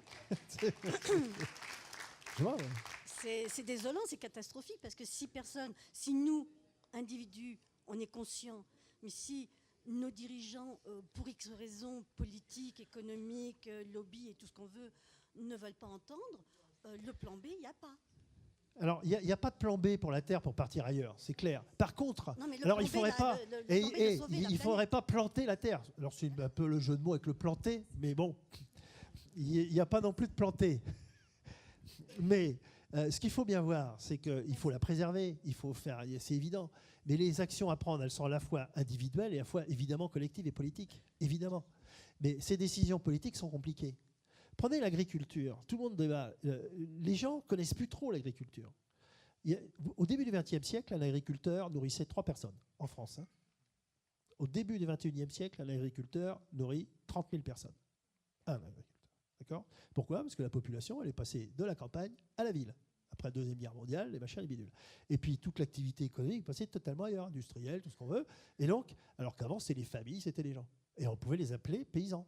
Et donc, ils nourrissaient les paysans, puis c'est un peu le reste de la population qui était dans les villes, qui faisait du commerce. Et vous mettez aujourd'hui, c'est plus du tout ça. Ça a été mécanisé comme c'est pas permis. Et nous, là, avec nos budgets et nos impôts, on a été payé des recherches à l'INRA pour faire des semences stériles. Non mais, c'est quand même, on l'a fait ça. Alors, je ne critique pas ça complètement. Je trouve ça ridicule de continuer, si vous voulez. Mais à une époque où les gens étaient obligés d'avoir des rendements et des trucs, et on se rend compte a posteriori dans les trucs, et notamment vous allez dans le Middle West américain, où ils ont fait ça à gogo, y compris avec des OGM aujourd'hui. Ils avaient des rendements qui ont monté, ça rebaisse. Parce que vous avez des mutations. La nature, elle fait muter tout un tas de trucs pour résister au bazar. Donc il faut courir après le coup d'après. Donc on est dans une situation là où cette prise de conscience, rien que de l'agriculture, est évidente. Et quand je dis qu'il ne faut pas que l'Afrique fasse la même agriculture que les pays occidentaux au XXe siècle, ne passe pas par cette étape-là, parce que sinon c'est une catastrophe. La déforestation, tout ça, alors c'est une catastrophe. Eh bien ça, c'est pas moi qui le dis tout seul, hein. On le fait avec l'INRA. Parce qu'avec l'Académie des technos, avec l'Académie des technologies, en région Occitanie, tout ça, on travaille avec l'INRA, on travaille avec des gens qui font cette recherche pour dire c'est quoi la prochaine étape d'agriculture qui permettra pour éviter ces situations de stérilisation des terres. Les gens qui arrivent à stériliser les terres quand même. Terre agricole, on enlève tous les tous les éléments, tous les insectes, tous les machins pour les stériliser, pour que ça ne pousse que la semence que vous avez mis avec les quelques engrais que vous avez mis. Ça a été une recherche payée par vous, hein, mais qui, mis à une échelle, petite échelle, posait pas de problème, a même nourri, et d'ailleurs on en a profité, hein, pour se tromper, hein.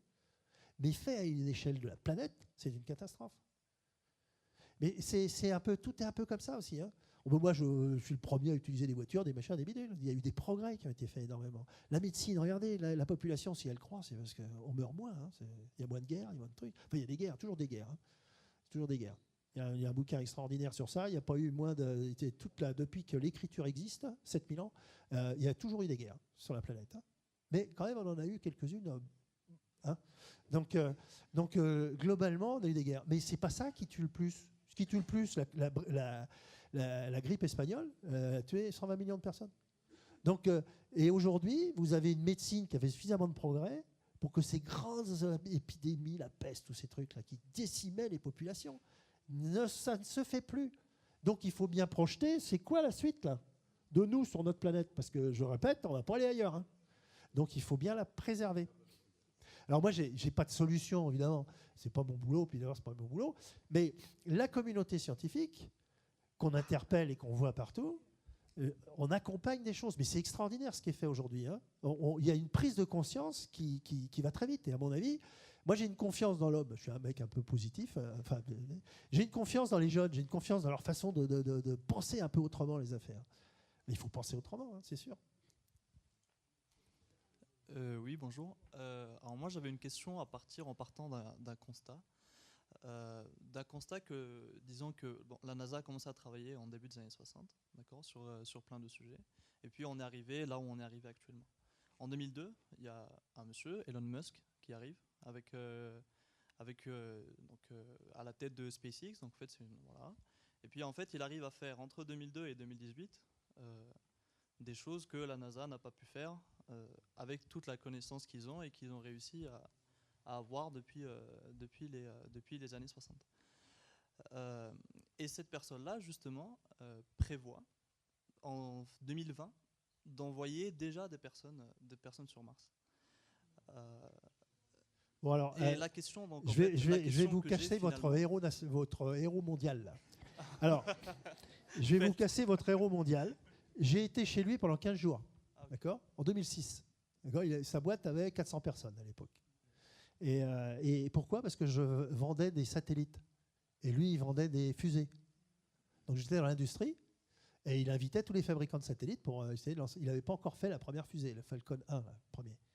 Alors détrompez-vous complètement. C'est un gars qui a retrouvé un nouveau modèle. Alors ça, je lui dis chapeau. Hein, un nouveau modèle économique. Et pas du tout technologique. Hein, économique. C'est-à-dire qu'il a pris un moteur de la NASA, qui s'appelait Merlin. Il a pris des technos de la NASA. Il a pris des ingénieurs, des jeunes comme vous, là. Il les a mis en équipe. Puis il a dit, alors à l'époque, pour moi, c'était le truc qui était de concevoir les 9 moteurs les uns à côté des autres. Là. Et il les a mis, et puis il a dit à l'équipe A et à l'équipe B, dans 6 mois, on se revoit, mais il faut que vous me fabriquiez cette pièce que la NASA avait fait, je ne sais pas combien de millions de dollars, pour le fabriquer 10 fois moins cher. D'accord? 10 fois moins cher. Facteur 10. Hein. Si vous n'avez pas le facteur 10, circulez. Je vous paye pendant 6 mois. Au bout de 6 mois, il retient une seule équipe. Il vire l'autre, qui ont été payés pendant 6 mois. Celle qui est retenue, il a multiplié par 2 leur revenu. On leur donne un objectif dans 2 ans. Dans 2 ans, vous le fabriquez pour vérifier que c'est effectivement 10 fois moins cher. C'est comme ça que ça marche. Hein. Et après, c'est 10 fois moins cher. La solution technique, les efforts à faire passer, le calcul fin du machin, c'est la NASA qui l'avait fait. Et le nombre de consultants de la NASA qui est à côté de SpaceX, c'est énorme. Et donc SpaceX, il est complètement financé par la NASA. Et le moteur qui est utilisé, là, le moteur Merlin, il y a un truc génial qu'ils ont fait. Ils ont changé l'injection, qui était compliqué. Mais le reste, ils ont fabriqué toutes les pièces une par une, mais toujours avec des équipes d'ingénieurs, non pas pour inventer une nouvelle solution, mais pour faire la solution qui marche 10 fois moins cher. Systématique. Vous me faites ce truc 10 fois moins cher. Ça marche, vous multipliez en revenu par 2, ça ne marche pas, on vous dit dehors. Ah, c'est sympathique, mais ils y arrivent. Pour les lanceurs, ils y arrivent. Alors, ils font SpaceX, alors voilà une entreprise extraordinaire. Ils font aussi Tesla, ils font aussi des batteries. Donc, c'est un mec qui est dans tous les sujets. Sur tous ces sujets, il est en faillite. Hein. Oui. Il est en faillite. Mais comme il ramasse de l'argent, son modèle économique est absolument extraordinaire. Son modèle économique est absolument extraordinaire. Alors, il fait rêver, il dit on va aller sur Mars en 2020. Mais c'est pas complètement idiot. Hein. Envoyer des gens, non pas sur Mars, faire le tour de Mars et revenir. Comme je dis, ça, c'est pas impossible, ça. Hein. Vous prenez des gars, vous les mettez dans une capsule. Alors, il y a les radiations, il y a tout ça, là encore. Hein, bon, enfin, vous les envoyez pendant 6 mois, là, vous faites le tour de Mars et vous revenez. Mais il ne faut pas se poser, là, parce que s'il faut se poser, revenir, ils ne reviennent pas, quoi. Hein, donc, il envoie des gars qui veulent se suicider sur Mars. Ça, c'est possible. Mais ils ne reviendraient pas. Donc, ce n'est pas pour casser Elon Musk, parce que c'est un gars extraordinaire. Il fait bouger les lignes, hein, il fait bouger des tas de trucs. Mais il le fait d'une méthode, contrairement à ce qu'on pense. Il demande à ses ingénieurs, non pas d'inventer de nouvelles solutions, hein, mais alors de faire les solutions qui marchent pas cher. Ça marche aussi. Oui, ma question c'était sur la courbe de la population. À un moment donné, il y avait une courbe minimum et maximum, et c'était la courbe verte, je crois, qui descendait. Je me demandais, c'est quoi les hypothèses qui permettent de faire dire redescendre. Qui descend, oui, si on ben prolonge la courbe. Alors, j'avais plein de courbes, j'en ai présenté que celle-là. Si vous prenez les populations dans le monde, l'Europe, elle descend. Elle est montée après la Deuxième Guerre mondiale, là, le fameux baby-boom, etc. Là. Elle est montée, puis elle redescend. Alors pourquoi elle redescend? C'est que le taux de natalité, il a chuté. Les Italiens, aujourd'hui, ils sont à 1,35. 1,35. Ils étaient à 2,7 à la sortie de la guerre. Donc, en fait, il faut bien voir. Et donc, c'est l'hypothèse que les populations vont vers... alors, les gens parlaient de PIB, etc. Les Allemands, ils ne veulent pas de gamins. C'est les populations les plus riches ont le moins d'enfants. Alors, peut-être qu'ils veulent profiter de leur fric ou je ne sais pas quoi, enfin, c'est tout ce qu'on veut. Mais les populations les plus riches font le moins d'enfants. Et donc, ça, on arrive dans cette situation un peu paradoxale. C'est que si, et ça serait bien, que l'ensemble de la population monte en richesse, en fait. L'objectif, en fait, des uns et des autres, c'est quand même que les gens soient un peu plus heureux après qu'avant. Parce que dire que c'était mieux avant, ça, alors là, personnellement, on peut en discuter des heures, mais pour moi, c'est idiot. Hein, c'était nettement pire avant. Hein. Et alors, donc, on est dans une situation là où faire progresser l'humanité, c'est bien. Il se pourrait que ça puisse baisser. C'est ça leur hypothèse de ça baisse. C'est pas parce qu'on a fait une guerre mondiale ou je sais pas quoi. Hein. Enfin, on n'espère pas, on croise les doigts, on ne sait jamais avec quelques fous quelque part. Oui. Bonjour. Vous trouvez pas ça un peu paradoxal que pour pouvoir surveiller l'état de santé de la planète, on envoie encore des satellites justement autour qui polluent du coup encore plus qui polluent encore plus l'atmosphère. L'atmosphère peut-être l'espace, pas. Ouais, l'espace. Autour de la Terre. Alors, l'espace autour de la Terre, il y a les satellites. On a pris conscience que les satellites faisaient des débris. Hein, faut pas... Alors, nos collègues anciens, à qui je ne jette pas la pierre parce que c'est toutes les affaires de pionniers, il faut bien voir que l'humanité, c'est assez systématique. À chaque fois qu'on fait un nouveau truc, on ne se préoccupe pas des déchets. Alors, je vous rappelle que moi, je suis arrivé dans le Lauragais. Lauragais, c'est à côté de Toulouse. Hein. Il y a combien? 40 ans? Non, un peu plus. Un peu moins, 35 ans. Dans mon petit village, là, qui n'est pas loin de Toulouse, hein, à 10 minutes en voiture, eh ben, la décharge, c'était le chemin creux. Hein. Tout était balancé dans le chemin creux. Les déchets, tout. Les vieux réfrigérateurs, les vieux trucs, les huiles vidanges et tout, dans le chemin creux. Et puis, une fois par an, il y avait un tractopelle qui passait pour mettre de la terre dessus, puis il roule jeunesse. Et puis, on faisait brûler les vieux pneus, les vieux machins, ça fumait tout le temps, c'est dégueulasse. C'était à côté du village. Hein. Et puis, qu'est-ce que ça faisait, ça, en plus? C'était dans le chemin creux qui allait dans la rivière, dis donc. Mais non, mais attends, c'est dans l'Ouragan, là, hein, il y a 30 ans. D'accord? Aujourd'hui, il y a des déchets partout. Des déchetteries partout. Il y a des déchets aussi partout. Et globalement, on essaye d'améliorer ce système de reprise. Ben, le spatial, malheureusement, mes prédécesseurs, mais moi aussi, puisque j'ai démarré tôt, les premières fusées, les premiers satellites qu'on a lancés, les parties hautes des fusées restaient là où on avait laissé le satellite. Donc ça faisait des trucs en orbite. Ça avait les 8 km/s, là, ils tournaient, et puis c'était passif, et puis ça faisait des débris. Et puis les satellites en fin de vie, on ne prévoyait pas de dire on va les rentrer ou qu'est-ce qu'on en faisait. On ne va pas les descendre pour les rentrer. Parce qu'un satellite qui rentre, ça fait une étoile filante, quoi. Hein, c'est un truc. Donc ce n'était pas prévu. Maintenant, on se dote d'une loi pour ne pas en générer plus. Mais il y en a du passé, là. Quand ils se rentrent dedans, ils en font plein de petits. Mais il ne faut pas se tromper, l'espace est en 3 dimensions. D'accord ? Actuellement, il y a plus de 1200, à peu près 1200 satellites qui fonctionnent, en fonctionnement. Il y en a plus de 10 000 qui ont été lancés. À une époque, les Russes, ils lançaient un satellite par semaine. Hein. Bon, on en lance nettement moins. Ils sont beaucoup plus performants. Ils sont mieux maîtrisés par rapport à la durée de vie. On ne génère minimum de débris, voire peu.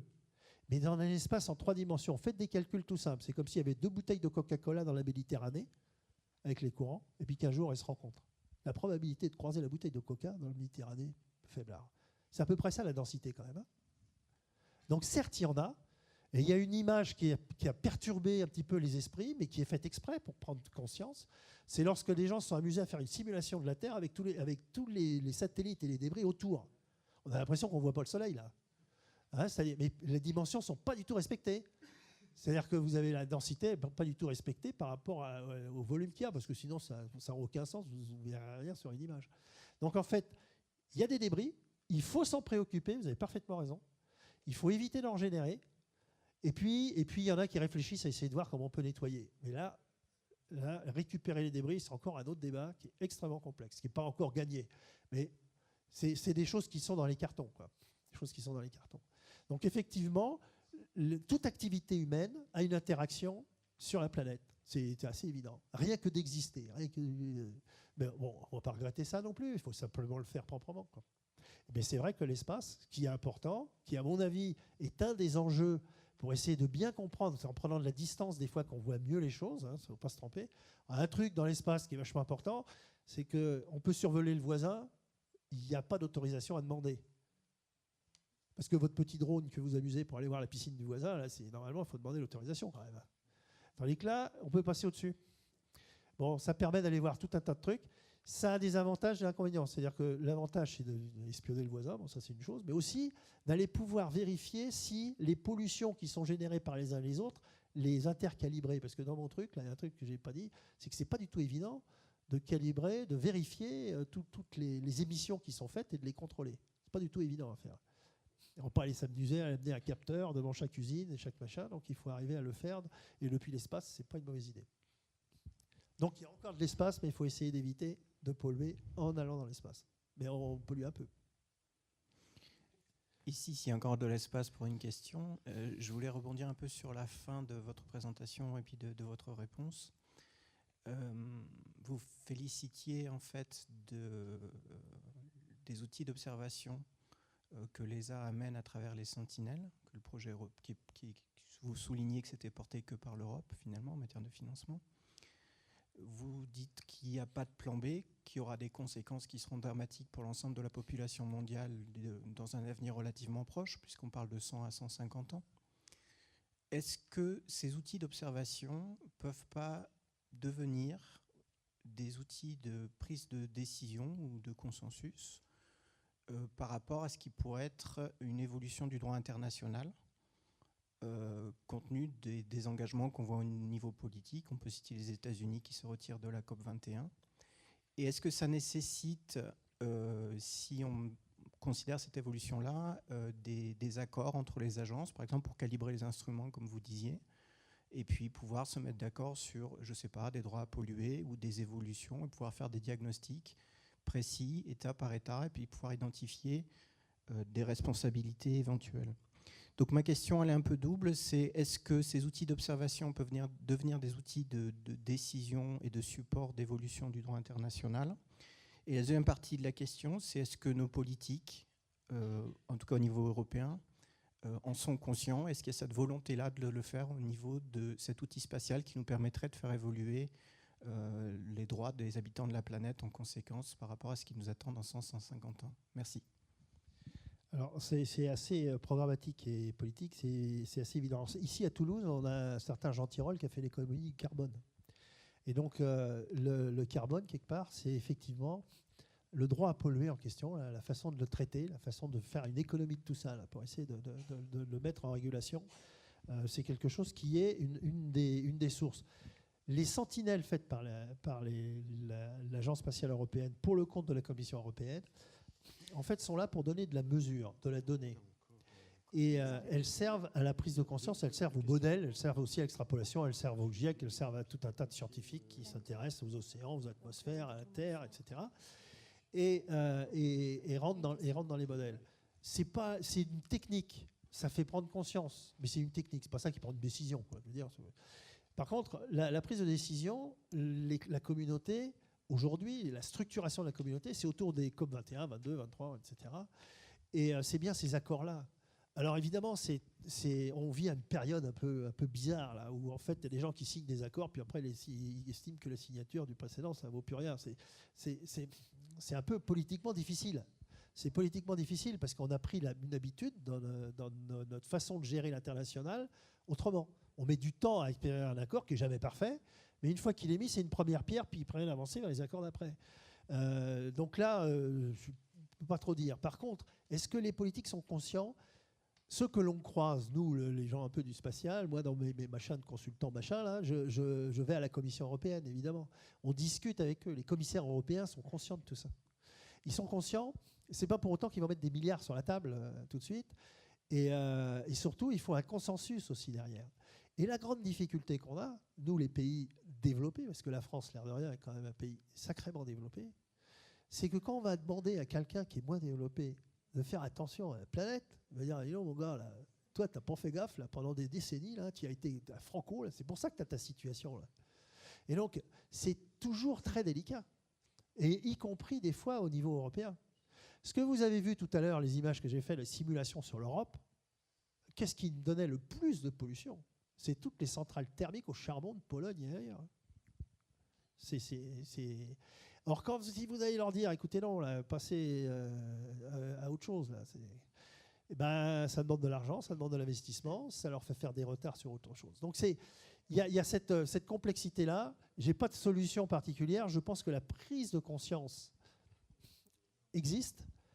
Malheureusement, ce qui pour moi était des avancées, comme la COP 21, l'accord de Paris, c'est pour moi une avancée, quoi. Bon, voilà, TIPOC, ça a pris un petit coup de frein, quoi. Mais pas tant que ça, parce que le petit coup de frein, là, comme disait Alain, moi j'ai monté un colloque sur le climat, là, mais j'avais des Américains dedans. Au début, ils étaient paniqués, là, parce qu'ils ne voulaient pas que je leur écrive des mails à eux, parce que NASA.gouv, ça risquait d'être écouté par le DOD, donc il fallait leur envoyer les mails chez eux, perso. La première fois, j'entends ça. C'était bon à l'Union soviétique, ça, à une époque, mais pas aux États-Unis, ça. Mais les mêmes là, ils ont des connaissances à l'intérieur. Il y a des villes qui acceptent de prendre la COP 21. Il y a des États, hein, des États entiers. La Californie va suivre. Donc, bon, c'est pas si perdu que ça. Ceci dit, je vois l'énergie qu'il y a pour se mettre d'accord, rien que dans le périmètre européen. Et parce que tout le monde ne va pas à la même vitesse, tout le monde n'a pas la même prise de conscience, et il y en a qui veulent aussi passer par des étapes à travers lesquelles nous sommes nous-mêmes passés. Et en faisant des fois un petit peu trop de dégâts en passant. C'est pessimiste, oui et non. Moi, je vous ai dit que j'étais positif, moi. Moi, je n'ai pas trouvé de solution, mais les jeunes, ils vont en trouver. Bon, alors. Bonsoir. J'ai une question sur... Un jeune qui arrive à nous dire. Tu as trouvé une solution, toi ? Non, pas encore. J'ai une question sur l'exploration spatiale, notamment sur le fait de pouvoir avoir un jour un homme sur Mars. Est-ce qu'on peut penser que l'homme lui-même est un frein pour l'exploration spatiale ? C'est-à-dire que si on acceptait éventuellement plus de risques, notamment par exemple par rapport aux radiations, au niveau de radiation acceptable, on pourrait aller plus vite dans l'exploration spatiale et voir plus rapidement un homme marcher sur Mars. Ça, c'est même une réponse de Thomas. Thomas me dit, arrête de foutre des specs extrêmement compliqués, parce qu'on ne les tiendra pas.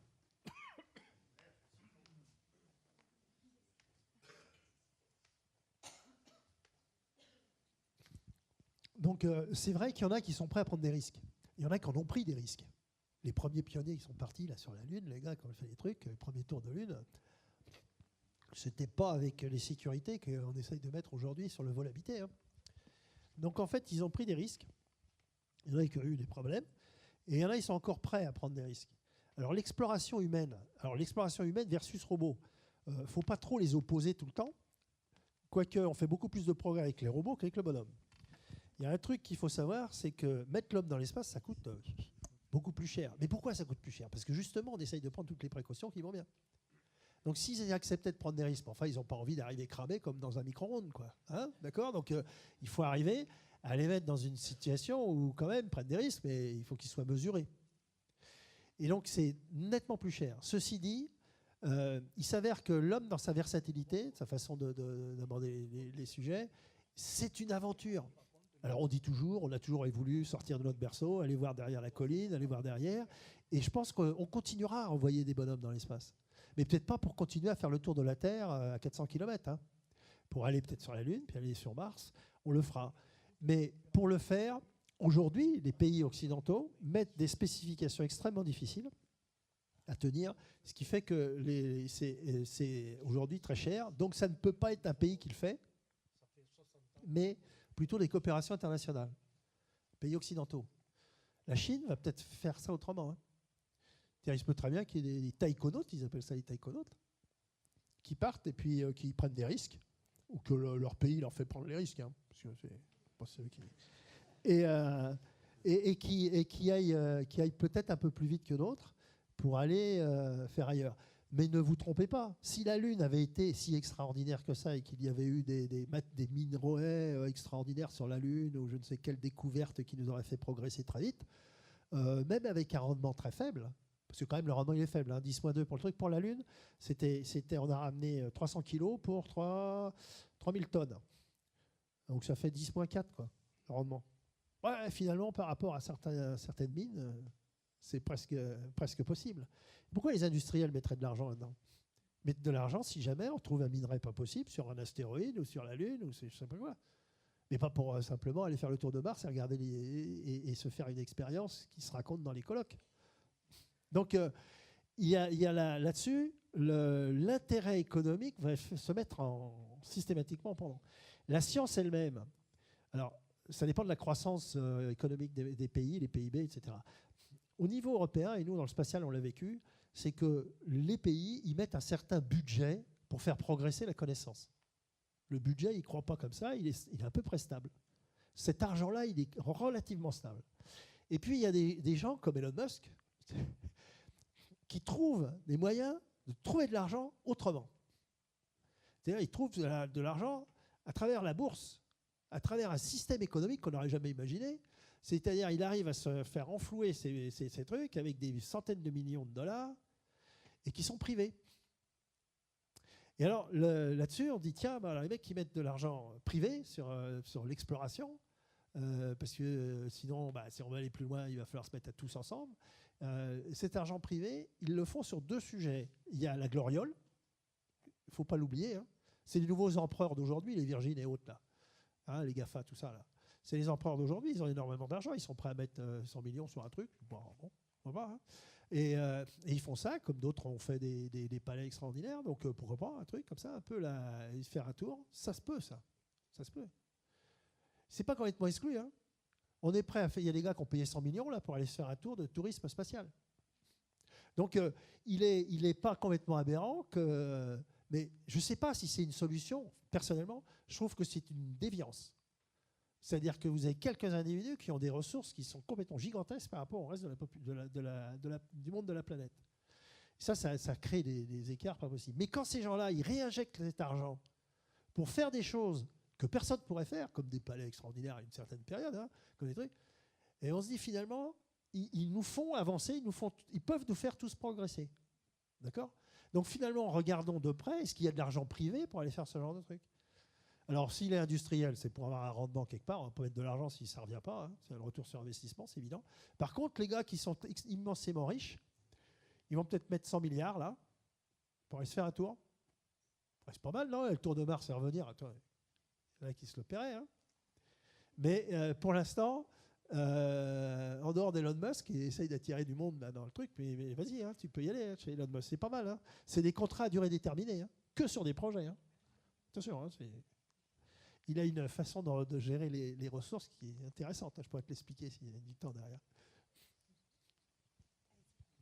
Bonsoir, oui, ce serait peut-être de l'optimisme technologique un peu BA ou de la science-fiction, mais est-ce qu'une solution, un plan à prime serait la maîtrise de la fusion nucléaire à échéance pas trop lointaine? Alors, la fusion nucléaire est relativement maîtrisée par certains. Dans l'espace, on a utilisé le nucléaire très peu, nous en France, jamais. Oui, mais moi, j'ai aucun problème d'énergie sur Terre. Attendez, la Terre a aucun problème d'énergie. Pourquoi vous me dites ça? Pas besoin d'énergie sur Terre. On a notre soleil qui est là, on a de la géothermie, on a tant de trucs. Alors certes, il faut arrêter de brûler du pétrole, mais globalement, en utilisant le pétrole là où il est le plus efficace, avec un rendement fort, donc pas avec des moteurs thermiques, mais globalement, on n'a pas de problème d'énergie. On va pas aller s'amuser, aller faire je sais pas trop quoi en fusion. Sur Terre, avec tout ce qu'il y a comme énergie terrestre, avec que ce soit de la géothermie, que ce soit les vents, les océans, le soleil, tout l'hydraulique, même un peu le nucléaire si c'était bien un peu mieux maîtrisé vis-à-vis des déchets, etc.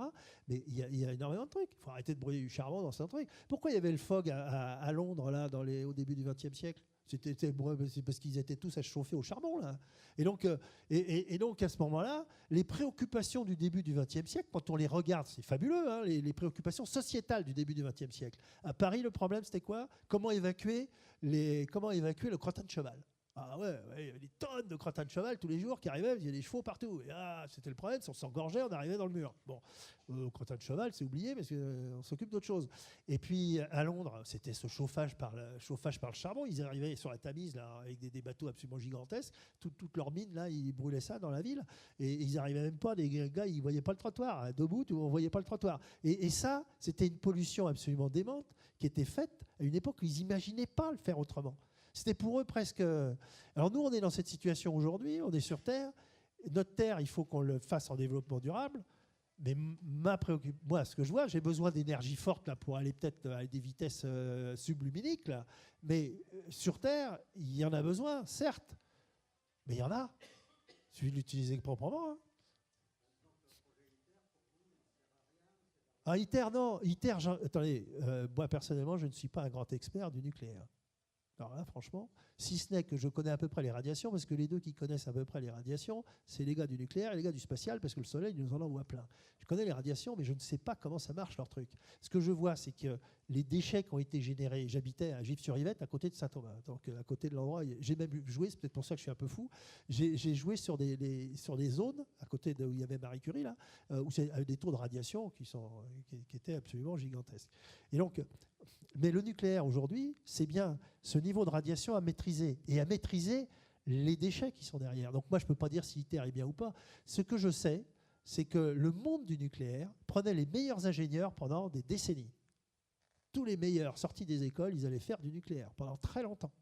Et ils ont fait ça parce qu'il y avait un dogme là, qui était on fait progresser le système. Ce qui fait qu'on va prendre les déchets du coup d'avant, puis on va les régénérer, puis on va les réduire, puis on va en tirer le maximum, et en faisant la génération d'après, on saura traiter tout le bazar.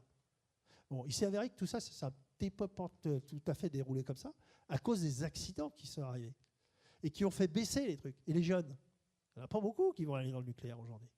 Donc la difficulté qu'on a, c'est qu'on a un système, un parc d'un certain niveau, et ce parc à un certain niveau, il faut qu'il soit entretenu et maintenu par des gens de très grande compétence. Au moins au bon niveau. Alors on voit qu'il y a là une difficulté aujourd'hui. Aujourd'hui, on a une difficulté. Puis il faut arrêter un certain nombre de vieilles centrales. Alors comment ça s'arrête ces trucs-là? Donc la difficulté énergétique du nucléaire, elle est là derrière. Mais le nucléaire, c'est loin d'être idiot pour générer de l'électricité. Comme ça en soi. D'abord, ça ne fait absolument aucun gaz à effet de serre. Seulement, ça balance des radiations. Pas mieux, c'est des constantes de temps qui sont vachement longues. Donc on est bien là, pareil, dans ce que j'ai mis développement durable.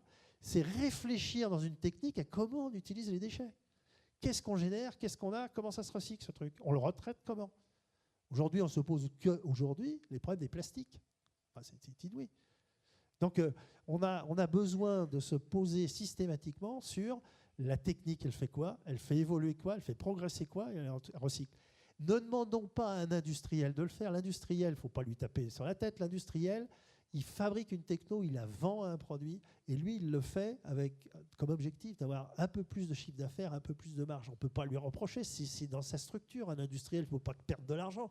Donc il met des trucs sur quelque chose, et puis il vend ce qu'il sait faire.